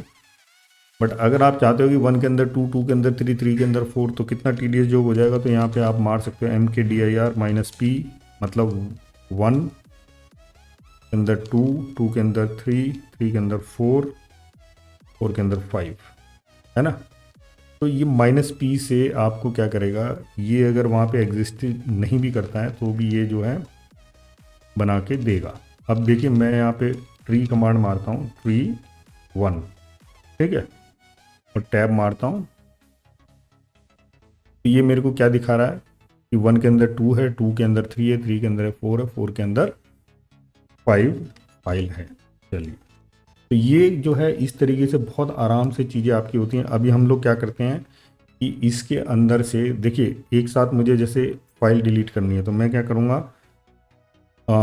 RM command use करूँगा फाइल डिलीट करने के लिए, और मैं रिकर्सिवली फोर्सफुली, ये इसके ऑप्शंस होते हैं, कई बार दिक्कत देता है तो आप ये पहले से यूज़ कर सकते हो। और मैं चाहता हूँ star.txt फाइल जो है ये डिलीट कर दे। अब ध्यान देना कि txt ये भी है और ये भी है ना। तो ये एक इम्पॉर्टेंट चीज़ है कि जब आप डिलीट करते हो तो ये थोड़ा सा ध्यान देना। तो मैं यहाँ पे 1.txt बोलता हूँ, फिर 2.txt भी बोल देता हूँ, और 3.txt और 4.txt ये मैंने मारा, और ये देखिए एक साथ ये सारी फाइल डिलीट हो गई। और सेम चीज़ RM-RF1, ठीक है, फिर मैं 2 डायरेक्टरी, फिर 3 और 4, तो ये मैंने ये भी डिलीट कर दिया। तो ये RM-RF करके जो कमांड है इसका इस्तेमाल आप कर सकते हो। मेक डायरेक्टरी का बहुत अच्छे से इस्तेमाल कर सकते हो। कॉपी के बारे में मैंने आपको बताया। अगर आप डायरेक्टरी कॉपी कर रहे हो, सपोज करो मैंने यहाँ पे रिवर्स कंट्रोल R मारने से आप जो है रिवर्स सर्च कर सकते हो जो हिस्ट्री में है। अब मैंने मेक डायरेक्टरी MK मारा तो इसने बता दिया लास्ट MK से कमांड जो है क्या चली थी। कंट्रोल R मारने से रिवर्स सर्च करेगा, और जैसे मैं एंट्री मारूंगा ये कमांड जो है हिस्ट्री से लेके चला देगा। अब इसमें किया क्या है हमने, tree1 अगर मैं मारता हूँ तो ये बोल रहा है कि इसके अंदर फोल्डर हैं। तो अगर मैं इसको कॉपी करना चाहता हूँ 1 टू डेस्कटॉप, ठीक है, तो ये देखिए ये बोल रहा है कि नहीं हो पाएगा क्योंकि डायरेक्टरी के अंदर डायरेक्टरी है। तो मुझे इसको क्या करना पड़ेगा, कॉपी -RF1 रिकर्सिवली, है ना, जो मैं आपको बोल रहा था, और डेस्कटॉप। अब इसने जो है ये कॉपी कर दिया, और आप देखिए मैं थोड़ा सा बैक करता हूँ, ये फोल्डर यहाँ पे आ भी गया है ना। तो अगर मैं वापस यहाँ से उसको वहाँ से यहाँ कॉपी करना है -RF, तो मैं यहाँ पे डबल डॉट, फिर डेस्कटॉप, फिर 1 बोला, और 1 को मैंने करंट डायरेक्टरी में कॉपी कर लिया। तो ये मेरे पास यहाँ पे भी कॉपी हो गया है। तो ये ऑलरेडी कॉपी था वैसे तो, क्योंकि ये मैंने मूव नहीं किया था, बट मैं यहाँ से रिमूव कर सकता हूँ। RF यूज़ करना है क्योंकि डायरेक्टरी एम्प्टी नहीं है, तो आप जो है डेस्कटॉप 1। अभी देखना यहाँ पे अगर मैं आपसे बात करूँ ये फोल्डर यहाँ से डिलीट होना चाहिए। जैसे मैंने क्लिक किया ये डिलीट हो गया। अब इम्पोर्टेंट चीज़ डिलीट, और इसमें ये ध्यान रखना कि लाइनक्स के अंदर क्या बोलते हैं उसको, ट्रैश, है ना। ट्रैश नाम की कोई चीज़ नहीं होती है, नो ट्रैश। अगर आप टर्मिनल पे यूज़ कर रहे हो, GUI में आपको वो रिकवर करने का मौका भी मिल जाएगा, बट यहाँ पे रिसाइकल नहीं हो पाएगा, रिसाइकल बिन नहीं होता है, ठीक है। तो इसको थोड़ा सा ध्यान रखना जब आप कोई भी कमांड इसके अंदर चलाते हो। ऑलरेडी मैंने मैन के बारे में आपको बताया, तो ये कुछ बेसिक यूज़र कमांड्स होती हैं। डेट कमांड है, जैसे उसमें आपको डेट के बारे में पता लग जाएगा। ऐसी और भी छोटी छोटी कमांड्स हैं जो आपको थोड़ा सा आइडिया लगेगा यूज़ करते समय, तो आप गूगल पे करके उन चीज़ों को भी पता कर सकते हो, क्योंकि इसमें बहुत कमांड्स होती हैं और एप्लीकेशन के हिसाब से वो चेंज भी होती रहती हैं। तो वो सारी चीज़ें तो कवर करना बहुत मुश्किल है, अदरवाइज वीडियो बहुत लेंदी हो जाएगा। तो बट ये बेसिक कमांड है जो एक यूज़र से आप चला सकते हो। उसके अलावा मान लिया अगर आपने कोई पैकेज इंस्टॉल करना है, तो इसमें जो कमांड होती है वो यम होती है, ठीक है। तो सपोज़ करो मैं PHP के सारे प्रोग्राम इंस्टॉल करना चाहता हूँ, देखिए ये सीधा मना कर देगा कि आपको प्रिविलेज नहीं है। तो ये वो एडमिन कमांड्स हैं, उसके बारे में हम अलग से बात करेंगे। तो होपफुली आपको यहाँ तक जो है कुछ बेसिक चीज़ें क्लियर हुई होंगी। LS के बारे में हमने बात करी है ना, LL के बारे में बात करी है, LL-A के बारे में बात करी है जो ऑल फाइल्स को दिखाता है, कॉपी करने के बारे में बात करी, कैट के बारे में बात करी, है ना, किस तरीके से ये चीज़ें हम लोगों की होती हैं। तो चलिए अभी हम लोग यहाँ पे इस सेशन को क्लोज़ करते हैं, और नेक्स्ट सेशन में हम लोग बात करेंगे बहुत इंपॉर्टेंट चीज़ जिसको आप बड़े ध्यान से देखिएगा। जैसे मैंने आपको बताया था LL-A किया तो ये डायरेक्टरी है और ये रीड राइट परमिशन है, और इस परमिशन को कैसे किया जाता है और इसमें क्या क्या चीज़ें हमें ध्यान रखनी पड़ती हैं और उनका क्या क्या मतलब है, उसके बारे में थोड़ा सा हम लोग बात करेंगे नेक्स्ट सेशन में।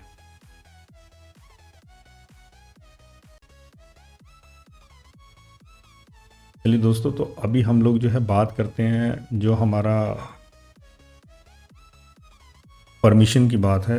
अगर मैं यहाँ LL मारता हूँ तो आप देख रहे हो कि यहाँ पे जो है परमिशन का स्ट्रक्चर आपको मैं थोड़ा समझाता हूँ दोबारा से। ये डायरेक्टरी है, अगर यहाँ ब्लैंक है तो ये फाइल है, ये यूज़र है मतलब टेस्ट की मैं बात कर रहा हूँ, और यहाँ से लेके ये 3 परमिशन जो है ग्रुप की है, इस ग्रुप को क्या परमिशन है, और देन अदर को रीड एंड एग्जीक्यूट करने की परमिशन है जो इसमें मेंशन नहीं है, मतलब कोई और यूज़र इसके साथ में क्या एक्टिविटी परफॉर्म कर सकता है।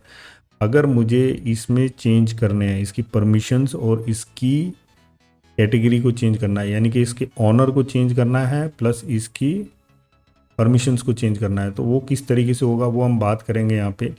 देखिए, अगर मैं बहुत मोटा मोटा बात करता हूँ आपसे, तो यहाँ पे मैंने कुछ डॉक्यूमेंट में आपको लिखा हुआ है, तो मैं थोड़ा बड़ा करने की कोशिश करता हूँ इसको। तो इसके अंदर अगर आप देखोगे तो 0 मतलब नो परमिशन है, 1 मतलब एग्जीक्यूटेबल है, 2 मतलब राइट है, 3 मतलब 2+1 राइट एंड एग्जीक्यूटेबल है, 4 मतलब राइट है, 5 मतलब 4+1 यानी कि राइट एंड एग्जीक्यूटेबल। चलिए, तो दोस्तों, अगर मैं परमिशन की यहाँ पे बात करता हूँ आपसे, 0 मतलब नो परमिशन है, 1 मतलब एग्जीक्यूटेबल है जैसे यहाँ पे X लिखा हुआ है, 2 मतलब राइट है जैसे यहाँ पे राइट लिखा हुआ है, 3 मतलब 2+1 यानी कि एग्जीक्यूटेबल एंड राइट है ना, यानी कि एग्जीक्यूट भी कर सकता है और राइट भी कर सकता है, और 4 मतलब रीड, और 5 मतलब 4+1 रीड एंड एग्जीक्यूटेबल, 6 मतलब 4+2 रीड एंड राइट, और 7 मतलब रीड राइट एंड एग्जीक्यूटेबल यानी कि 4+3। तो ये इस तरीके का कॉम्बिनेशन है। हम इस तरीके से ये नंबर दे के भी परमिशन देते हैं और ये नंबर दे के भी ये तरीके से भी परमिशन देते हैं। मैं दोनों ही चीज़ें आपको बताऊंगा यहाँ पे। तो सबसे पहले हम लोग करते हैं एक फाइल क्रिएट, और मैं यहाँ पे करता हूँ cat run.sh, नहीं तो मैं यहाँ पे एक फ़ाइल ही बना लेता हूँ। मैं बनाता हूँ vim, और यहाँ पे मैं बनाता हूँ script.sh। sh क्यों? ये शेल स्क्रिप्ट है, इसीलिए मैंने इसका एक्सटेंशन दिया है ताकि इसको समझने में आसानी रहे। और यहाँ पे मैंने खोला इसको, और उसके बाद जो है मैं यहाँ पे एक छोटा सा एक एग्जीक्यूटेबल वाला कोड लिखूँगा जिसको जो है हम लोग एग्जीक्यूट कराने की कोशिश करेंगे। तो स्केप आई ये इंसर्ट मोड में आ गया है। आप चाहे तो नैनो भी यूज़ कर सकते हो, कोई इशू नहीं है। बिन मैं बोल रहा हूँ इसकी शेल जो है कहाँ पे है जहाँ से कमांड लेने वाला है। उसके बाद मैंने यहाँ पे एक कमांड दिया इको -e, मतलब मुझे एज एन इनपुट चाहिए, और मैं यहाँ पे बोल रहा हूँ प्लीज़ एंटर योर नेम, है ना। आप इसमें कोड लिख सकते हो जो कि बिल्कुल फ्लैट फाइल में यूज़ होता है। और उसके बाद मैंने यहाँ पे क्या किया, इसको रीड नेम, मतलब जो भी ये डालेगा उसको नेम नाम के वेरिएबल में ये स्टोर कर देगा। और उसके बाद मैंने यहाँ पे लिखना है इको, ठीक है, नाइस टू मीट यू, और फिर उस वेरिएबल को देने के लिए मुझे $नेम और कॉलन क्लोज, ठीक है। ये इस तरीके से मैंने कोड लिख दिया है इसके अंदर शेल स्क्रिप्टिंग का। अब आप कमाल की चीज़ ये देखिए, यहाँ पे script.sh यहाँ पे बना हुआ है, बट ये क्या रन होगा? रन करने के लिए किसी भी शेल स्क्रिप्ट को यहाँ पे डॉट / और फिर उसके बाद उसका स्क्रिप्ट SCRIP.sh है ना, उसका नाम होना चाहिए। तो बट पहले तो इसने बोल ही दिया कि परमिशन डिनाइड, ठीक है, परमिशन डिनाइड है। तो हम क्या करेंगे, इसको जो है मोड चेंज करेंगे। मोड मतलब परमिशन। तो अब एक तरीका तो क्या है, मैं +X लगाता हूँ और इसको जो है नॉर्मल उससे script.sh को कन्वर्ट करता हूँ। एक मिनट में इसकी कॉपी बना देता हूँ। script.sh 2 है ना, अभी जो है मैं यहाँ पे चेक करते हैं, देखिए दोनों की परमिशन कैसे चेंज होगी। तो मैं यहाँ पे मारा change mode plus x script dot S H, तो आप देखिए ये कन्वर्ट हो गया, ये एग्जीक्यूटिव में कन्वर्ट हो चुका है। और मैं यहाँ पे स्क्रिप्ट डॉट एस एच को चलाऊँगा, प्लीज़ एंटर योर नेम। तो मैं यहाँ पे मारता हूँ देसी टेक, ठीक है, नाइस टू मीट यू देसी टेक, हो गया। अब हमने जैसे मैंने आपको बोला था दूसरे तरीके से भी चेंज कर सकते हैं, वैसे करके देखते हैं। तो मैंने यहाँ पे हमारा चेंज मोड, ठीक है, 777 ठीक है, तीनों को मैं 777 दे रहा हूँ। यहाँ पे जैसे इसमें लास्ट वाले को नहीं है, बट मैं यहाँ पे 777 दे रहा हूँ। आप चाहे तो 775 दे सकते हो, 6 दे सकते हो, जैसे भी है। तो तीनों में कन्वर्ट हो जाएगा। और मैंने यहाँ पे दिया script2.sh, है ना, जो ऑलरेडी है उसको भी आप चेंज कर सकते हो। अब LL मार के देखते हैं। अच्छा ये देखिए read write and executive full permission है सबको।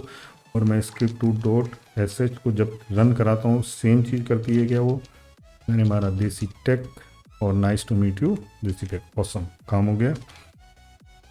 तो ये है परमिशन चेंज करने का तरीका किसी भी फाइल का, बट आपके पास उसका एक्सेस होना चाहिए। आप रूट फाइल का जाकर परमिशन चेंज नहीं कर सकते, रूट सबकी परमिशन को चेंज कर सकता है। अब बात आती है ओनर चेंज करने की। तो ओनर जो है आपके पास, अगर इसमें जैसे टेस्ट ओनर है तो टेस्ट को मुझे रूट में कन्वर्ट करना है, तो मैं रूट में चला जाता हूँ क्योंकि हाई प्रिविलेज यूज़र है ये, तो नीचे वाला यूज़र इसको कन्वर्ट नहीं कर पाएगा। और सपोज़ करो मैं इस पर्टिकुलर फाइल को और उसको जो है कन्वर्ट करना चाहता हूँ किसमें, रूट के अंदर। तो मैं यहाँ पे ऑनर चेंज कर रहा हूँ और मैं रिकर्सिवली फोर्सफुली बोल रहा हूँ। अगर कोई दिक्कत भी होगा तो ये एक्सेप्ट करेगा। Change owner, sorry, recursively forcefully to root user, और रूट ही इसका वो होना चाहिए। और फाइल का नाम है script.sh। तो अभी अगर मैं LL मारता हूँ तो क्या होगा दोस्तों, डिफरेंस देख रहे हैं आप। script.sh पहले क्या था और अभी इसका यूज़र और ये चेंज हो चुका है। क्योंकि इसका ऑनर जो है चेंज हो चुका है, बट दूसरा यूज़र भी इसको एग्जीक्यूट करवा पाएगा क्योंकि हमने इसको अदर यूज़र में भी इसकी परमिशन दी हुई है। तो इस तरीके से हम जो है चेंज कर सकते हैं। मैंने RF क्यों लगाया, क्योंकि कई बार हम लोग जो है किसी डायरेक्टरी का भी चेंज करते हैं तो उस समय भी हम लोगों को इसकी ज़रूरत पड़ती है। तो मेन चीज़ है आपने ये ध्यान रखना है, ये जो टेबल है इस टेबल का इस्तेमाल करना है जब भी आप परमिशन चेंज कर रहे हो, किसी को एग्जीक्यूटिबल बना रहे हो, किसी को रीड राइट परमिशन दे रहे हो, और यूज़र जो है उसके हिसाब से एक्शन करेगा। अगर मैं यहाँ चेक करता हूँ तो ये देखिए यहाँ पे भी ये दिखा रहा है इस टर्मिनल पे कि भाई इस फाइल का यूज़र जो है चेंज हो चुका है। तो ये हमारा एक सेशन था चेंज ऑनर और चेंज मोड के लिए। मोड मतलब परमिशन, ऑनर मतलब ग्रुप एंड यूज़र की मैं बात कर रहा हूँ। तो किस तरीके से हम लोग जो है ग्रुप एंड यूज़र की को चेंज कर सकते हैं। चलिए अभी नेक्स्ट सेशन के ऊपर चलते हैं। चलिए दोस्तों अभी हम नेक्स्ट सेशन में चलते हैं जो कि काफ़ी इम्पोर्टेंट सेशन है और एडमिन यूज़र के लिए बहुत ही ज़्यादा इम्पोर्टेंट है। आपको इसमें बड़ी इंटरेस्टिंग सी कमांड्स और बहुत सारी चीज़ें मैं बताने वाला हूँ, तो आप इसको मिस नहीं करना है, इसको देखते रहना है। क्योंकि ये जो कोर्स है ये मैंने बहुत कॉम्पैक्ट करने की कोशिश करी है, तो अगर आप मिस करोगे तो काफ़ी कुछ मिस हो सकता है बीच में। तो सबसे पहले देखिए, आप किसी भी ऑपरेटिंग सिस्टम के टर्मिनल पे जाते हैं तो आपको पता होना चाहिए कि यार मेरा जो वर्जन है वो कौन सा वर्जन है, किस ओएस पे मैं काम कर रहा हूँ, है ना। ऐसा हो सकता है ना आपको कभी काम करना पड़ जाए किसी टर्मिनल पे और आपको आइडिया नहीं, किसी ने बोल दिया भाई CentOS है, Red Hat है, अच्छा भाई कौन सा वर्जन है, तो cat etc OS रिलीज अगर आप मारते हो तो आपको यहाँ पे देगा CentOS Linux वर्जन 7 फला फला ढिमकाना ढिमकाना, सारी इंफॉर्मेशन आपको मिल जाएगी। अगर आपको ये पता करना है आप इस समय कौन से कर्नल पे काम कर रहे हो, क्योंकि इसमें अपडेट होता रहता है, तो uname-r मारोगे तो 30.10.0 जो है ये आपको पता लग जाएगा। अच्छा ये सारी कमांड जो है मैं सूडो यूज़र से चला रहा हूँ, आप चाहे तो एडमिन से भी इससे भी चला सकते हैं, बट इसके लिए आपको क्या करना पड़ेगा, जैसे मैंने uname-r मारा तो ये बता रहा है मेरे को, बट मैं अगर यहाँ पे एक फाइल है vim etc fs टैप करके, इसके बारे में हम बात करेंगे, है ना। ये खुल गया है और इसके अंदर मैं कुछ एडिट करना चाहता हूँ। सपोज करो मैं एक हैश लगाया ऊपर, है ना, और इसको राइट क्विट एंड एग्जिट करूँगा तो देखिए ये मेरे को बोल रहा है कि आपको परमिशन नहीं है, है ना।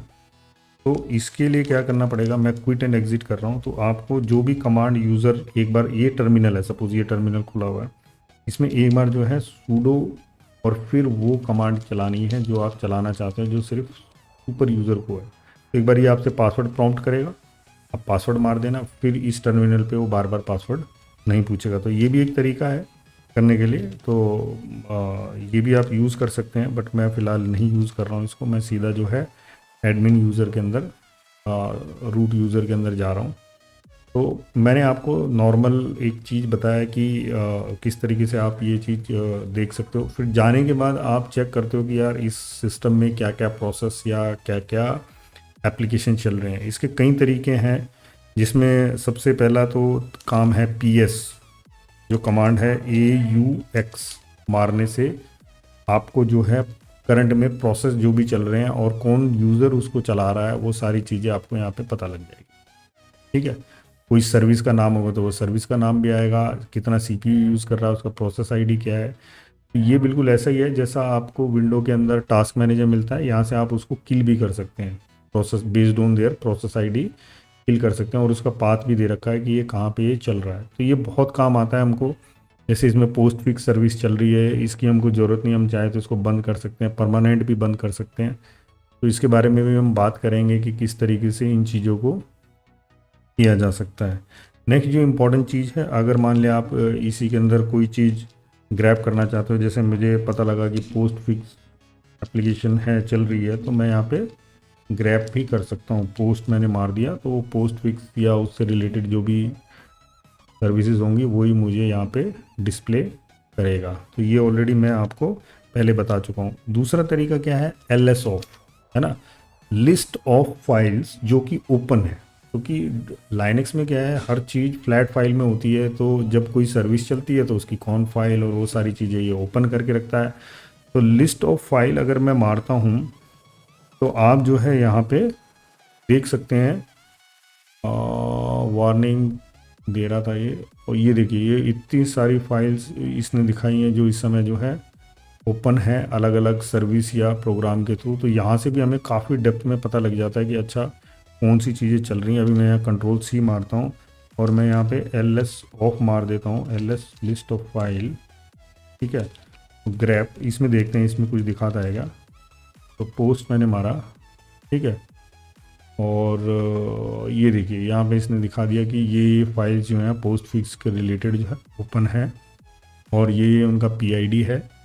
तो क्योंकि जब कभी हैंग हो जाता है तो यही तरीका होता है हमको जो है सिस्टम में उस पर्टिकुलर सर्विस को बंद करके किल करके दोबारा चलाने का। तो यहाँ से भी आप जो है चीज़ों को समझ सकते हो कि किस तरीके से ये चीज़ें होती हैं। दूसरा क्या है, अगर मैं यहाँ पे मारता हूँ fdisk कमांड, fdisk कमांड है ना, फाइल डिस्क कमांड, तो ये जो है ये मेरे को पार्टीशन बनाने में और उन सब चीज़ों में हेल्प करता है। fdisk, अगर आप मैनुअल जाओगे तो ये आपको बता देगा कि किस तरीके से इस चीज़ का इस्तेमाल कर सकते हो। ये वर्चुअल मशीन है तो इसलिए मैं इसके अंदर ज़्यादा ये नहीं दिखाऊंगा आपको। उसके बाद जो है डिस्क फ्री, कुछ कमांड जो मैं बता रहा हूँ आप इसको अपने लेवल पे चेक कर सकते हो VM के ऊपर ही, ताकि कोई गड़बड़ भी हो तो आप रिवर्ट कर सको। DF मारने से तो डिस्क फ्री की कौन कौन सी डिस्क फ्री है तो वो ये आपको बताएगा। देखिए डिवाइस SDA1 जो है ये कहाँ बूट है, बूट के ऊपर माउंट है, ये वाला जो है रूट के ऊपर माउंट है, डी मैपर CentOS रूट करके, ये 20% यूज़ है, 19% यूज़ है। इस तरीके से आप देख सकते हो अवेलेबल साइज़ कितना है। और ये अगर आपको नहीं समझ में आ रहा DF-HH मतलब ह्यूमन रीडेबल फॉर्मेट में हमें दिखाइए, तो ये दिखा रहा है 22 GB और 5.4 GB, 27 GB, है ना। तो इस तरीके से आप जो है चीज़ों को देख सकते हो अलग अलग कमांड के थ्रू, डिस्क फ्री, है ना। और डिस्क यूजेस के अगर मैं बात करता हूँ तो डिस्क यूजेस भी आप यहाँ पे चेक कर सकते हो कि भाई डिस्क यूजेस क्या दे रहा है। जैसे यहाँ पे करंट डायरेक्टरी में चेक कर रहा है 1 में कितना कितना यूज़ हुआ है, तो इसने बोला कुछ यूज़ नहीं हुआ। du-h अगर मैं मारता हूँ तो 20 KB करंट जो डायरेक्टरी है उसका साइज़ है, बाकी सब 00 साइज़ में दिखा रहा है। ठीक है, तो ये डायरेक्टरी का यूजेस हमको दिखाता है उस तरीके से। अब इम्पॉर्टेंट चीज़ क्या है, देखिए इसके अंदर एक फ़ाइल जो मैंने अभी खोली थी, मैंने win etc fs tab file खोली। अब fs टाइप फाइल के अंदर देखिए, मैंने यहाँ पे आपने देखा होगा ये एक मैप लोकेशन है और इसके ऊपर XFS फाइल सिस्टम के साथ में माउंट हो रहा है, ठीक है। और वो डिवाइस का नाम लिखा हुआ है इसने कि भाई ये डिवाइस इसके ऊपर माउंट होगा। यहाँ पे इसने ये बोला है कि ये स्वैप मेमोरी है और ये इसने यूआईडी दिया है, ये हमारी बूट मेमोरी है।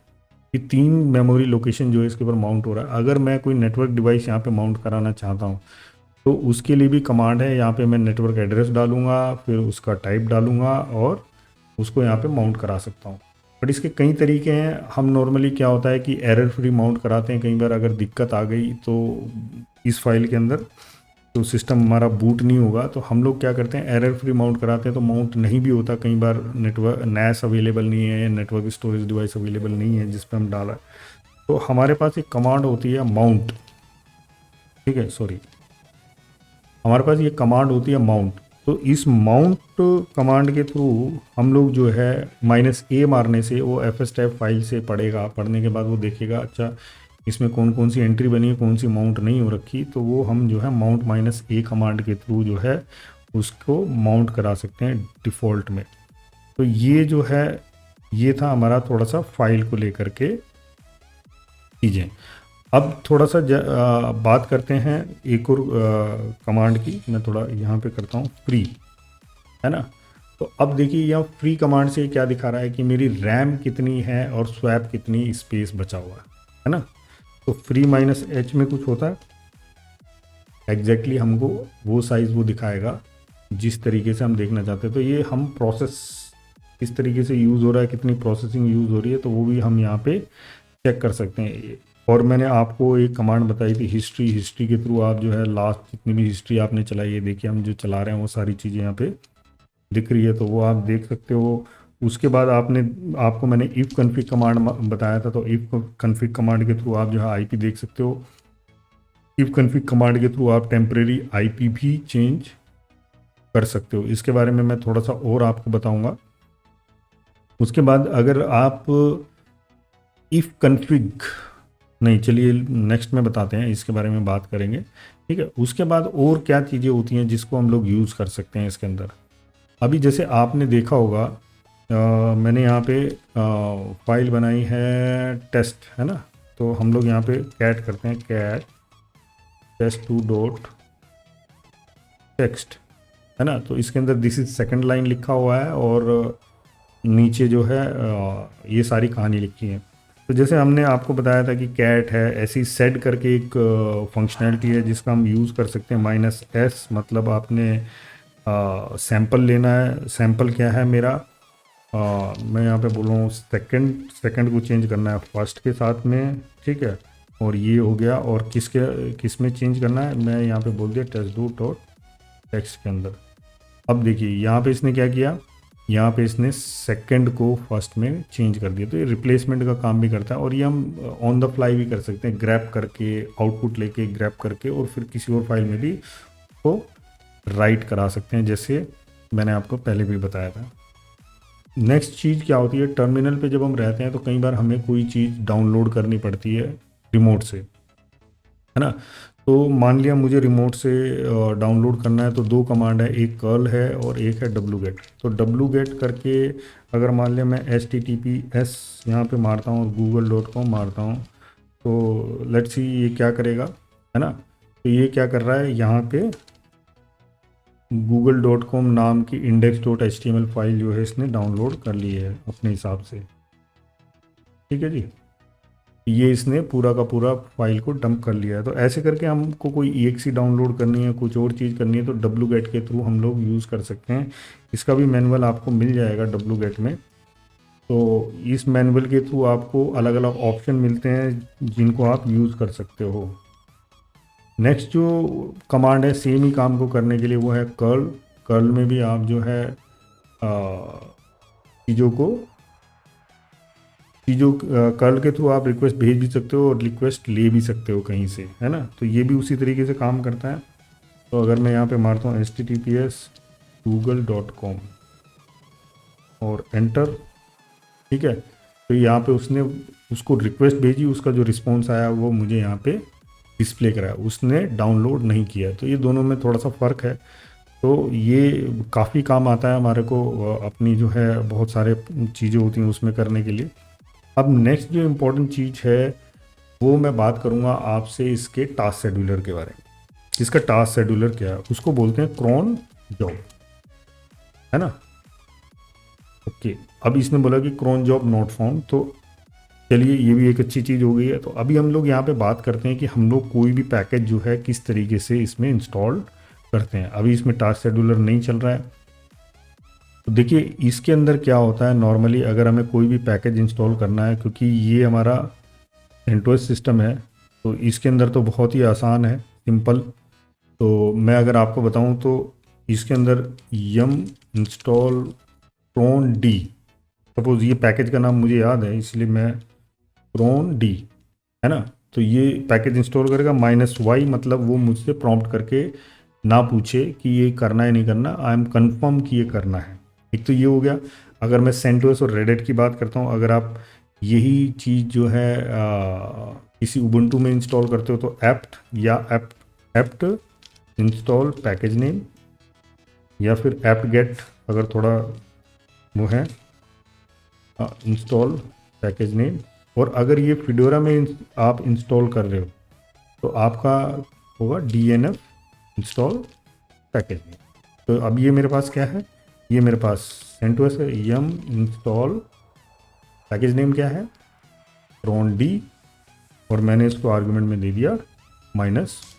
तो नेक्स्ट जो है मैं आपसे बात करूँगा टास्क शेड्यूलर के बारे में। तो हम लोग यहाँ पे बात करेंगे टास्क शेड्यूलर क्या है। तो यहाँ पे हम लोग बात करते हैं cron टैब, है ना, cron टैब -e, है ना, एडिट। तो ये हमारा टास्क शेड्यूलर है। इस टास्क शेड्यूलर में कैसे होता है, इसमें 5 टाइम होते हैं।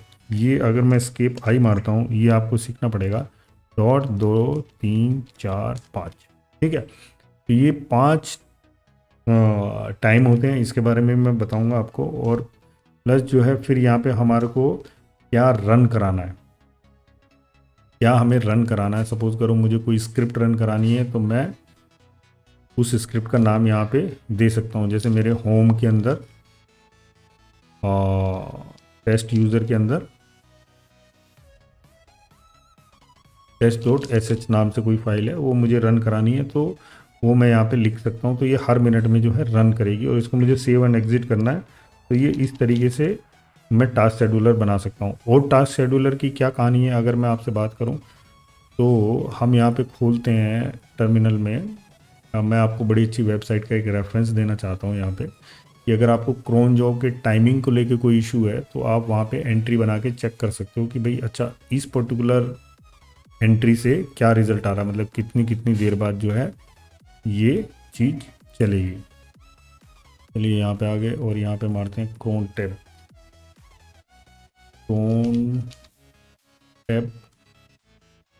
ग्रुप, है ना। तो देखिए यहाँ पे इसने बताया जैसे 5 लिखा है, 4 लिखा है, तो ये क्या बोल रहा है, मिनट्स हैं, ये आवर है, डे है, मंथ है। और ये अगर मैं यहाँ पे लिखता हूँ 1,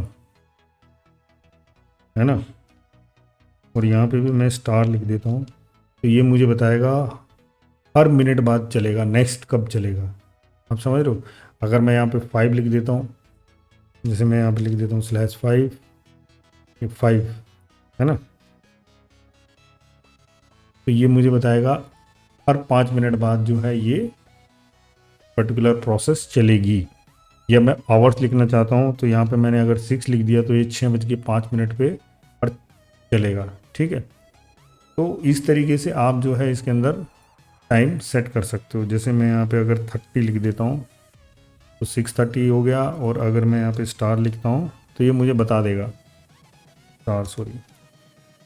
ये बोलेगा हर 30 मिनट बाद जो है ये पर्टिकुलर चीज़ चलेगी। तो आप यहाँ पे टाइम लिख सकते हो, बाकी तो आपने स्क्रिप्ट का नाम वहाँ पे डालना है, तो आपका काम जो है 35 हो जाएगा।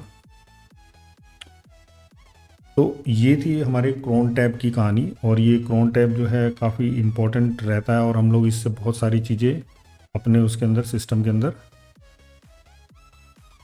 करते हैं, ठीक है।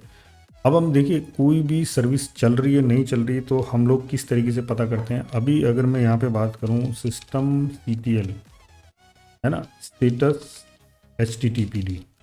अब देखिए यहाँ पे क्या है, ये बोल रहा है ये सर्विस ही मुझे नहीं मिली है। तो चलिए अब यहाँ पे एक नया चीज़ भी हम लोग सीख लेते हैं। जैसे अगर आप लाइनेक्स सिस्टम इस्तेमाल कर रहे हो CentOS, तो आपका कमांड होगा yum install HTTPD -y मतलब आर्ग्यूमेंट नहीं पूछना है मुझसे, करना है नहीं करना है, बिना इसके भी आप चला सकते हो। बट अगर यही सिस्टम आपका उबुंटू है तो आपने क्या करना है, apt-get install या apt install दोनों चलेंगी। और दूसरा DNF अगर आपका सिस्टम फिडोरा है, आपका सिस्टम फिडोरा है। तो यहाँ पे मैंने मारा yum install और मैं यहाँ पे गया एंड में मैंने मारा -y और एंटर। अब ये जो है HTTPD सर्विस इसमें इंस्टॉल कर देगा। तो ये है इंस्टॉलेशन करने का तरीका। अब पैकेज का नाम क्या है वो आप सर्च भी कर सकते हो यम सर्च के थ्रू। देखिए मैंने -y मारा है तो वो ऑटोमेटिक ले रहा है और उसको इंस्टॉल कर रहा है, वो मुझसे पूछ ही नहीं रहा, अदरवाइज़ वो ऊपर रुक जाता और मुझसे पूछता कि भाई ये सर्विस को इंस्टॉल करना है नहीं करना, कंफर्म बताइए वर्जन के हिसाब से। अब मैं यहाँ पे मार रहा हूँ service status, sorry this system, ये पुरानी कमांड है, ये भी चलती है, सिस्टम CTL स्टेटस HTTPD। ठीक है, तो इसमें बोला कि ये इनएक्टिव है, डेड है। तो मैं क्या करता हूँ, सिस्टम CTL स्टार्ट HTTPD, तो ये स्टार्ट हो गई है सर्विस। और मैं यहाँ पे मार रहा हूँ सिस्टम CTL स्टेटस HTTPD, तो ये यहाँ पे मुझे दिखा रहा है कि ये चल चुकी है और इसकी प्रोसेस ID और ग्रुप का नाम भी दिखा रहा है ना। अब मैं चाहता हूँ कि ये सिस्टम बूट होने के बाद भी चलेगी, क्योंकि नॉर्मली क्या है ये अभी तो चल रही है बट सिस्टम बूट होगा तो ये नहीं चलेगी, क्योंकि इसकी एंट्री परमानेंट सर्विस में नहीं है, मतलब ऑन स्टार्ट सर्विस नहीं है। तो मैं यहाँ पे क्या करूँगा, सिस्टम CTL अनेबल HTTPD। ठीक है, तो ये देखिए इसने इसका एक सिंबॉलिक लिंक बना दिया है। अब ये क्या करेगा, जब भी सिस्टम बूट होगा तो ऑटोमेटिक ये सर्विस चल जाएगी। तो अभी हम देखते हैं वापस से स्टेटस में Ctrl+R स्टेटस, और ये यहाँ पे मुझे सर्विस दिखा रहा है चलती। चलिए अभी मुझे पता करना है कि PHP के कौन कौन से पैकेज इसमें है प्रॉपर रेपोजिटरी में। तो मैं यहाँ पे PHP स्टार कर देता हूँ, तो ये क्या करेगा, लिस्ट करके मुझे बता देगा। अब आप बोलोगे यार ये सब आ कहाँ से रहा है, आ कहाँ से रहा है, तो मैं आपको बताऊँ कि इसके अंदर फ्लैट फाइल होती है। वो कहाँ होती है, हम जाते हैं CD etc yum.repo.d, ये डायरेक्टरी है। अब मैं यहाँ पे एंटर मारता हूँ, ये मैंने मारा। देखिए ये CentOS की डिफ़ॉल्ट डायरेक्टरीज हैं, फाइल हैं, जिसके अंदर वो सर्वर के पाथ दिए हुए हैं नियरेस्ट, जहाँ पे ये पैकेज मिलेंगे। तो ये जाते हैं, जा करके वहाँ पे रिक्वेस्ट डालते हैं, वहाँ से हमको रिस्पॉन्स मिलता है और ये XML डेटा यहाँ पे बना के रखता है कि अच्छा इस रेपो में ये फाइलें मिलेगी। कैट करके देख लेते हैं, जैसे मैंने यहाँ पे हमारा CentOS बेस रेपो, इसके अंदर क्या लिखा हुआ है, इसके अंदर ये देखिए ये लिखा हुआ है CentOS server, release server, HTTPD, ये मिरर है ना, GPG की वगैरह ये सब दिया है। बहुत ज़्यादा अनेबल 0 है, ये अनेबल्ड नहीं है, ऊपर वाला अनेबल्ड है। तो यहाँ इस तरीके से जो है आप इसको चेक कर सकते हो। और बाय डिफ़ॉल्ट बहुत सारे आपको ऐसे प्रोग्राम मिलेंगे जिसकी फाइल्स जो है आप एज ए रेपो फाइल इसमें डालते हो, और जब यम अपडेट मारते हो तो वो अपडेट हो जाती है, यम अपडेट मारने से वो अपडेट हो जाएगी, है ना। तो ये हो गया। अगर आपने मान लिया यम अपडेट मारा है तो वो बाकी जो रेपो फाइल के साथ में सॉफ्टवेयर हैं या आपकी जो नॉर्मल जैसे हमारे एंड्रॉयड में होता है ऐप को अपडेट करता है, तो वैसे इसमें एप्लीकेशन को अपडेट कर देगा, फ्री ऑफ कॉस्ट है, कोई टेंशन वाली बात नहीं है। और अगर आप किसी पैकेज को रिमूव करना चाहते हो तो सिंपल है, यम रिमूव HTTPD, उस पैकेज का नाम, ठीक है, तो वो आप दे सकते हो। अब जैसे इसमें ये भी दे सकते हो आप, जैसे मैंने आपको दिखाया था यम लिस्ट PHP स्टार, है ना, PHP स्टार। तो आप देखिए यहाँ पे ये क्या कर रहा है, मुझे दे रहा है कि भाई ये नाम से PHP है ना, PHP का पैकेज है। तो देखिए अब मैं दिखाता हूँ, यम इंस्टॉल PHP, मैं एंटर मारा, ये इसको भी ले लेगा। हर पैकेज के साथ ये नहीं होता है बट ये इसको भी ले लेगा। मैं अभी इंस्टॉल नहीं करूँगा, ये पूछेगा तो मैं ना कर दूंगा। इसने ये बोल दिया ओके, मैंने एंड किया, हो गया। बट यहाँ पे मैं यम इंस्टॉल कंट्रोल शिफ्ट वी मारा मैंने वहाँ से जो कॉपी किया था, ये मैं मारूंगा तो ये भी ये ले लेगा। ये कब यूज़ करते हैं हम, जब हमारे पास मल्टीपल वर्जन होते हैं किसी पैकेज के लिस्ट के अंदर, तो हमें स्पेसिफिक वर्जन डाउनलोड इंस्टॉल करना है, तो हम इस तरीके से उसको देते हैं कि भाई ये वाला पैकेज जो है आप इंस्टॉल करो, पुराने वाला या नए वाला नहीं करना है, मिड में मुझे जो चाहिए वो चीज़ आप कर सकते हो। आपको अपडेट करना है, कोई भी नई रेपो डालते हैं, देन फिर आप इसमें लिस्ट करके चेक कर सकते हो कि वो आया है या नहीं आया। तो ये एक तरीका है इसको करने का। सिस्टम CTL से मैंने आपको बता दिया अनेबल डिसेबल करने का तरीका, जो भी आपने पैकेज इसमें इंस्टॉल किया है। यम रिमूव मतलब रिमूव करने का तरीका। चलिए अभी आते हैं यूज़र के ऊपर। तो इसके अंदर अगर आप एज ए सुपर यूज़र हो तो आप इसमें यूज़र ऐड कर सकते हो। अच्छी चीज़ क्या है, यूज़र मारोगे तो आप डबल टैप मारो तो यूज़र से रिलेटेड जितनी भी कमांड्स है वो आपको आ जाएगी। आपको अगर याद भी नहीं है तो फिर आपने देखा अच्छा ये वाली कमांड थी मुझे यूज़ करनी थी, यूज़र ऐड। ठीक है, अब ऐड के बाद आप क्या करते हैं, यूज़र ऐड के बाद आप करोगे यूज़र का नाम, तो मैं यहाँ पे मारता हूँ test2। ठीक है, तो ये यूज़र ऐड हो चुका है। अब मैं यूज़र का पासवर्ड रखना चाहता हूँ, तो मैं क्या करूँगा, देखो पास मैंने मारा, पास WD, फिर मैंने test2 मार दिया, तो ये मेरे से नया पासवर्ड पूछ रहा है, मैंने इसका मार दिया पासवर्ड। रीटाइप करने के लिए बोल रहा है, मैंने ये पासवर्ड मार दिया, तो ये अब जो है यूज़र बन चुका है। ठीक है, तो ये इस तरीके से हम लोग यूज़र बना सकते हैं। और अगर मेरे को आईडी में मैं चेक करूँगा तो करंट में यूज़र मुझे दिखा रहा है कि मेरी जो आईडी है करंट यूज़र की ग्रुप 0 है, आईडी 0 है। अगर मैं टेस्ट में यही आईडी मारता हूँ तो मुझे अलग तरीके से दिखाएगा 1000 करके, है ना। और मैं इसमें test2 भी लॉगिन कर सकता हूँ। तो मैं यहाँ पे डबल क्लिक किया और यहाँ पे मैंने मारा यहीं पे इसी में ही स्विच यूज़र test2। ठीक है, पासवर्ड आ गया test1 2 3 4।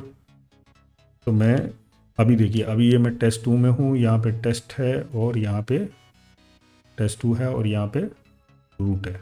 आ रही है आपको बात समझ में। तो इस तरीके से मैं जो है test2 में आ गया और यहाँ पे अगर मैं आईडी मारता हूँ तो यहाँ पे मुझे 1001 आईडी दिखाई दे रही है। चलिए अभी हम वापस इसी टर्मिनल पे चलते हैं अपने पहले वाले।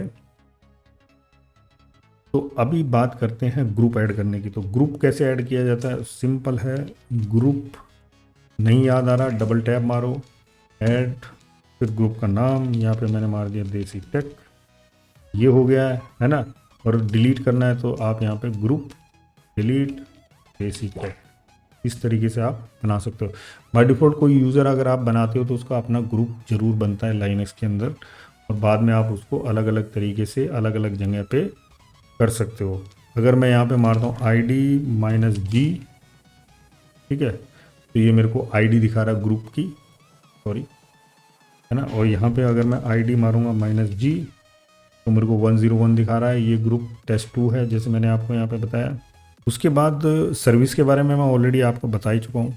अब देखिए, अब बात करते हैं, बड़ी इंपॉर्टेंट चीज़ है डिफरेंट मोड। इसके अंदर डिफरेंट रन लेवल्स होते हैं जिनकी मैं आप लोग के साथ में डिस्कशन करना चाहूँगा कि इसके अलग अलग रन लेवल क्या होते हैं। सबसे पहले देखिए इसमें क्या होता है, INIT, और इससे आप रन लेवल में जा सकते हो। 0 मतलब क्या है, 0 मतलब है शट डाउन, और 6 मतलब क्या है, 6 मतलब है सिस्टम को रिबूट करना। तो रिमोट से आप जो है बंद या तो रिबूट करा सकते हो। नेक्स्ट क्या है, 1 मतलब सिंगल यूज़र मोड, एक ही user at a time connect हो पाएगा इसमें थ्रू कमांड लाइन। 2 मतलब क्या है, मल्टीपल यूज़र मोड, बट इसके अंदर किसी भी तरीके का नेटवर्क फाइल सिस्टम एक्सेस नहीं होगा, है ना। कोई भी नेटवर्क फाइल सिस्टम इसके अंदर एक्सेस नहीं कर सकते। बट 3 के अंदर आप जो है कमांड लाइन मोड में विद नेटवर्क या वो सारी चीज़ें आप एक्सेस कर पाओगे जो नॉर्मली होती है, बट आप जो है GUI मोड में नहीं रहोगे।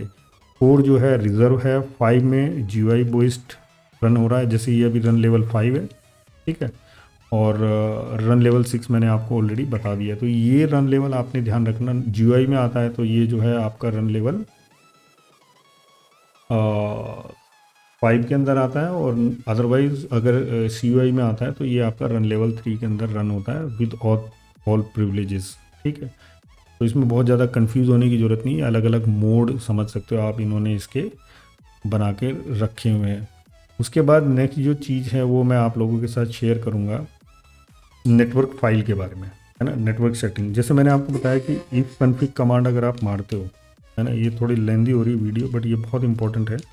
अगर आप इफ कन्फिग कमांड मारते हो तो आप यहाँ पे देखो कि यहाँ पे जो है इस पर्टिकुलर लैन ने जो बाय डिफ़ॉल्ट अपने आप ले लेता है, इसने जो है ये आईपी एड्रेस लिया है। तो ये कैसे लिया, है ना। एक तो क्या है, आप यहाँ पे जा करके इसको चेंज कर सकते हो नेटवर्क मैनेजर।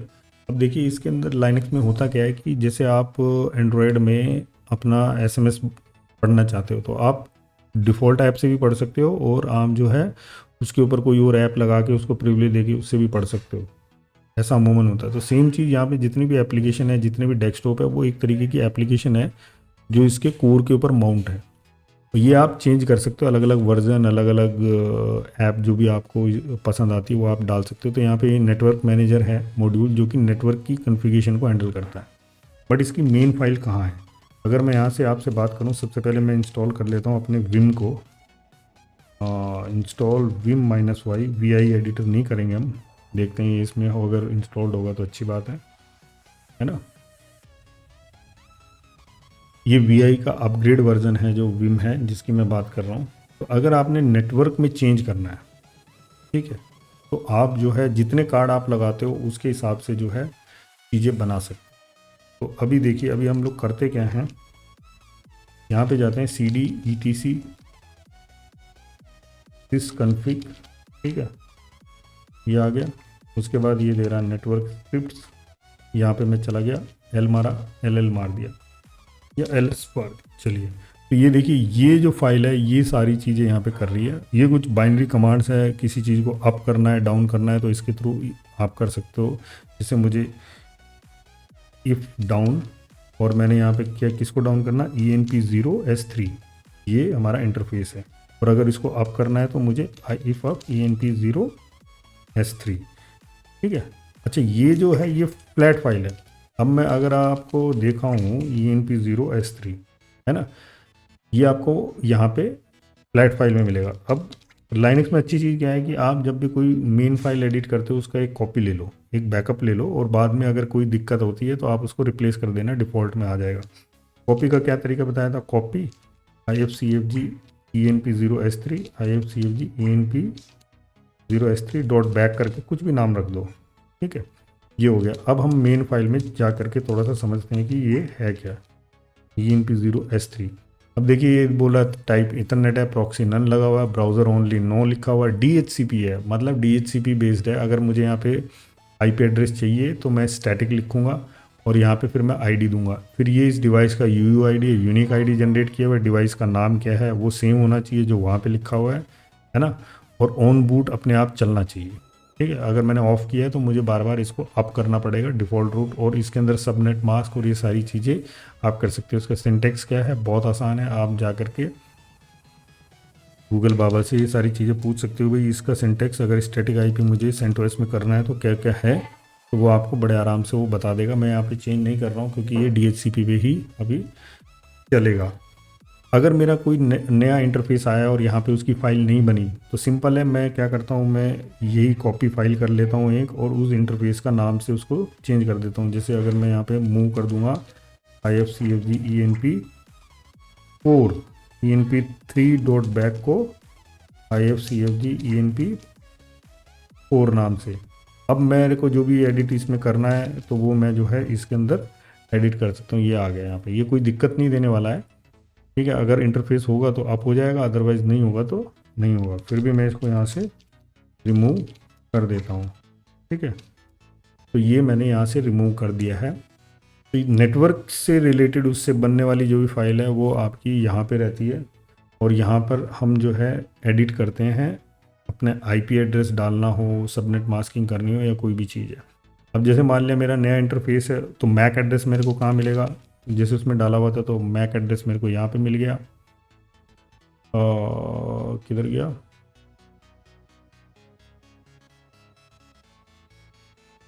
ठीक है, ये यहाँ पे मेरे को मैक एड्रेस मिल गया है। ठीक है, तो ये नेटवर्क फाइल्स थी जिसके बारे में मैं आपको बताना चाह रहा था कि किस तरीके से आपकी नेटवर्क फाइल जो है स्टोर रहती है फ्लैट फाइल में और उसको हम चेंज कर सकते हैं। बहुत सारी चीज़ें हैं, जैसे मैं आपको और भी बताता हूँ। मैं फ्लैट फाइल इसलिए बोल रहा हूँ vim etc httpd conf.d, है ना। और अगर आप यहाँ पे देखो या conf.httpd.conf, ये हमारे अपाचे सर्वर की कॉन्फ़िगरेशन फाइल है। तो इसके अंदर जो भी मैं एडिट करूँगा उसके हिसाब से जो है वो अपाचे सर्वर चलेगा। जैसे मैंने रूट चेंज कर दिया, सर्वर का रूट क्या है etc httpd, है ना। तो ये पोर्ट नंबर अगर मुझे चेंज करना है कि किस पे लिसन करे तो ये भी चेंज मैं यहाँ से कर सकता हूँ। रूट डायरेक्टरी कौन सी होगी वो भी मैं यहाँ से चेंज कर सकता हूँ। ठीक है, तो httpd कैसे कॉन्फ़िगर करते हैं इसका पूरा एक अलग ही मॉड्यूल है, बट बेसिकली मैं बता रहा हूँ कि इसमें कौन फाइल जो है फ्लैट फाइल में होती है। और जैसे मैंने बताया था etc के अंदर एवरीथिंग टू कॉन्फ़िगर फाइल के अंदर ही मैक्सिमम फाइल्स आपको मिलेंगी जिनको आप अलग अलग तरीके से एडिट कर सकते हो। ये नैनो में करना है तो आप नैनो में भी कर सकते हो, विम में करना है विम में कर सकते हो, जिसमें आपको कंफर्टेबल लगता है उस पर्टिकुलर चीज़ के अंदर आप जो है इसको कर सकते हो। मैन और उसके बारे में मैं ऑलरेडी आपको बता ही चुका हूँ। अभी अगर मान लिया आपने चीज़ें चेक करनी है सर्विस के बारे में तो एक कमांड और है, मैं आपको बताऊँ, चेक कॉन्फ़िग, है ना। तो देखिए चेक कॉन्फ़िग में डिफ़ॉल्ट में जैसे यहाँ पे ये बता रहा है सिर्फ सिंपल जो सर्विस है उसके बारे में कि नेटवर्क किस लेवल में कौन सी सर्विस चल रही है, इस लेवल में कौन सी सर्विस चलती हुई आपको मिलेगी। जो मैं आपको रन लेवल बता रहा था, 0 में ऑफ रहेगी, 1 में क्या रहेगा, इस तरीके से भी आप जो है ये चीज़ कर सकते हो। और अगर आप पूरी उसको चेक करना चाहते हो लिस्ट, तो ये इसने कमांड यहाँ पे दे दिया है। तो ये बता रहा है कि कौन सी सर्विस आपकी अनेबल है, कौन सी डिसेबल्ड है। तो वो यहाँ पे नेक्स्ट नेक्स्ट करते रहोगे वो आपको दिखाता रहेगा इस पर्टिकुलर लेवल के अंदर। अगर आप चेक करना चाह रहे हो, क्विट कर दिया तो क्विट हो जाओगे। तो इस तरीके से काफ़ी सारा सपोर्ट ये खुद भी देता है, तो आपकी जो है बहुत सारी चीज़ें यहाँ पे हो जाएंगी। तो ऑलमोस्ट जो है मोटा मोटा मैंने आपको यहाँ पे बताया है कि किस तरीके से आप जो है माउंट करा सकते हो फाइल को और वो सारी चीज़ें थ्रू कमांड लाइन। अगर आप यही चीज़ जो है इसके थ्रू चेक करना चाहते हो तो यहाँ पे भी आप जो है इस चीज़ को कर सकते हो। अब जैसे मैंने आपको बताया था कि आप कोई ड्राइव बनाओगे तो उसको जो है आप इनक्रिप्ट भी कर सकते हो, है ना। तो उसका ऑप्शन अगर आपने अलग से ड्राइव बनाया होगा तो अलग से ड्राइव को आपका यहाँ पे एक ऑप्शन मिल जाएगा इनक्रिप्शन का, पासवर्ड प्रोटेक्ट करने के लिए। जैसे यहाँ पे चेंज पास फ्रेज है तो वो फ्रेज वगैरह डालने का और इनक्रिप्ट करने का, तो वो भी ऑप्शन जो है आप थ्रू GUI भी इसको इस्तेमाल कर सकते हो। यहाँ पे आपको अपने आप सारी चीज़ें दिखाई देंगी, कौन कौन से पॉइंट जो है इसमें माउंट है और क्या क्या चीज़ें इसके अंदर आप कर सकते हो। बट आप ध्यान रखना कि आप जो है सूडो प्रिविलेज से ही लॉगिन हो GUI में, तभी आप ये कर पाओगे, अदरवाइज़ आपको टर्मिनल की हेल्प लेनी पड़ेगी इन सब चीज़ों के लिए। चलिए फ्रेंड्स, इस सेशन में इतना ही। अगर आप किसी और पर्टिकुलर चीज़ के बारे में जानना चाहते हैं तो मोस्ट वेलकम, आप कमेंट में लिख सकते हैं। क्योंकि देखिए ऐसा है कि अगर आप किसी सर्विस या किसी और चीज़ के बारे में जानना चाह रहे हैं तो वो एक अलग ही टॉपिक है जिसके ऊपर वीडियो बनाई जा सकती है अगर आप बोलोगे। बाकी जो मोटा मोटा चीज़ थी जो मैंने आपको बताया कि वो यही है लाइनक्स के बारे में कि किस तरीके से आप चीज़ों को देख सकते हो, समझ सकते हो, है ना। एक फाइल से दूसरी फाइल में कैट करके आप बड़े आराम से अपेंड कर सकते हो, नई फाइल बना सकते हो। बहुत फास्ट इसमें टर्मिनल पे काम होता है। चलिए अभी हमारे नेक्स्ट सेशन की तरफ चलते हैं। नाउ हमारा लास्ट और फाइनल सेशन जिसके ऊपर हम बात करेंगे कंक्लूजन की। देखिए मैंने एडमिन और नॉर्मल यूज़र के बारे में काफ़ी सारी इन्फॉर्मेशन आपको दी है जो कि आप हिस्ट्री में चेक कर सकते हो। इस तरीके से हमने जो है चीज़ों को कवर करने की कोशिश की है जो आप बेसिक तरीके से इस्तेमाल करते हो। इसके अंदर मैं एक चीज़ बताना आपको भूल गया था, एक इसके अंदर rsync करके फंक्शन होता है, ये बहुत यूज़ होता है। सपोज़ करो आप 2 VPS 2 फोल्डर या 2 लोकेशन के बीच में किन्हीं फाइल को rsync करना चाहते हो, रेप्लिका बनाना चाह रहे हो उनको, तो rsync कमांड से आप कर सकते हो। ये यहाँ से रिमोट में भी कर सकते हो, रिमोट से यहाँ पे भी कर सकते हो, है ना। तो उसके लिए जो है आपको अपनी कीज़ शेयर करनी पड़ती है VPS और आपके बीच में, ताकि वो बार बार आपसे लॉगिन ना पूछे। तो उसके लिए अगर आप चाहते हो मैं वीडियो बनाऊँ तो आप नीचे लिख सकते हैं, मैं rsync के ऊपर एक अलग से छोटी सी वीडियो बनाऊँगा। उसके अलावा अगर अभी हम कंक्लूजन की बात करें, देखिए अगर आप फास्ट काम करना चाहते हैं, है ना, और अपने सिस्टम का सही यूटिलाइजेशन करना चाहते हैं विद मिनिमम सिस्टम प्रोसेस और मैक्सिमम यूटिलाइजेशन ऑफ हार्डवेयर, और उसको यूज़ करना चाहते हैं, तो लाइनक्स बहुत अच्छा ऑपरेटिंग सिस्टम है और बहुत फास्ट काम करता है। बस शुरू में थोड़ा सा दिक्कत आती है इसको यूज़ करने में, समझने में कि किस तरीके से। अदरवाइज़ मैं आपको 101% गारंटी देता हूँ कि आप जो है विंडो के कंपैरेटिवली बहुत फास्ट इसमें काम कर सकते हैं, क्योंकि विंडो में बहुत सारे प्रोसेसर चल रहे होते हैं और ये सारी चीज़ें। दूसरा, अगर आपको कोई स्पेसिफिक सर्विसेज चलानी है, FTP हुआ, HTTP सर्विस हुआ, या आप कुछ और सर्विस चलाना चाहते हो, मेल सर्वर बनाना चाह रहे हो, तो विंडो के मुकाबले लाइनक्स में शुरू में हो सकता है आपको दिक्कत दे, बट बहुत आसान होता है और बहुत ही फास्ट और बहुत ही रिलायबल तरीके से काम करता है। तो फ्रेंड्स, अगर आप रिमोट में कोई अच्छी सर्विस इंस्टॉल करना चाह रहे हो, कोई चीज़ इस तरीके की है, तो मैं डेफिनेटली आपको रिकमेंड करूँगा कि आप लाइनक्स ऑपरेटिंग सिस्टम का ही इस्तेमाल करें। बट अगर आप इसको एज ए डेस्कटॉप यूज़ करना चाहते हैं और आपका कोई ख़ास काम नहीं है और आप एडिटिंग, वीडियो, फिल्म देखना, ये सब चीज़ें हैं, तो टोटली नॉट रिकमेंडेड है लाइनक्स। आप बिल्कुल भी इसका इस्तेमाल ना करें, ठीक है। ये उस पर्पज़ के लिए नहीं बना है, क्योंकि आपको अलग अलग एप्लीकेशन इंस्टॉल करनी पड़ेगी, बहुत सारी चीज़ें करनी पड़ेंगी, तो उसमें आप पजल हो जाओगे। विंडो के अंदर क्या है, डाउनलोड किया, डबल क्लिक किया, इंस्टॉल हो जाएगा। यहाँ पे कई बार कोई एरर आता है, वो सारी चीज़ें आपको रिजॉल्व करनी पड़ेंगी। तो normal use, desktop use recommend है, विंडोज़ आप इस्तेमाल कर सकते हैं। परफॉर्मेंस अगर आपको चाहिए, आप कोई सर्विस चलाना चाहते हो, कोई VPS चलाना चाहते हो, या अपने घर पे या अपने कोई और डेटा सेंटर बनाना चाह रहे हो, कोई भी चीज़ है, प्रेफर है आपको लाइनक्स यूज़ कर सकते हो, जिसमें CentOS है, रेड हैट है, फिडोरा है, उबंटू है। ये आपकी मर्जी, आप कोई भी यूज़ कर सकते हो, जिसमें भी आप कंफर्टेबल लगते हो, है ना। चलिए दोस्तों, मेरी तरफ से इस सीरीज़ में सिर्फ इतना ही। मैंने अपनी तरफ से पूरी ट्राई की है कि इसको छोटा बनाऊं और जो इम्पोर्टेंट इन्फॉर्मेशन है वो आप लोगों को सर्व करूं। होपफुली आप लोगों को पसंद आया होगा, और अगर आपको वाकई लगा है तो आप एक बार वो रेड बटन दबा के देखिए, बहुत मज़ा आता है उसको दबाने में, सब्सक्राइब वाला बटन, है ना। एकदम से वो कलर जो चेंज करता है, बहुत इंटरेस्टिंग रहता है, तो आप उसको यूज़ करके देखिए एक बार। मुझे बहुत हौसला मिलेगा। चलिए, तब तक के लिए थैंक यू। अगर आपके कोई भी सवाल है तो मोस्ट वेलकम, आप कभी भी मुझसे पूछ सकते हैं। बाय, अपना ध्यान रखिएगा।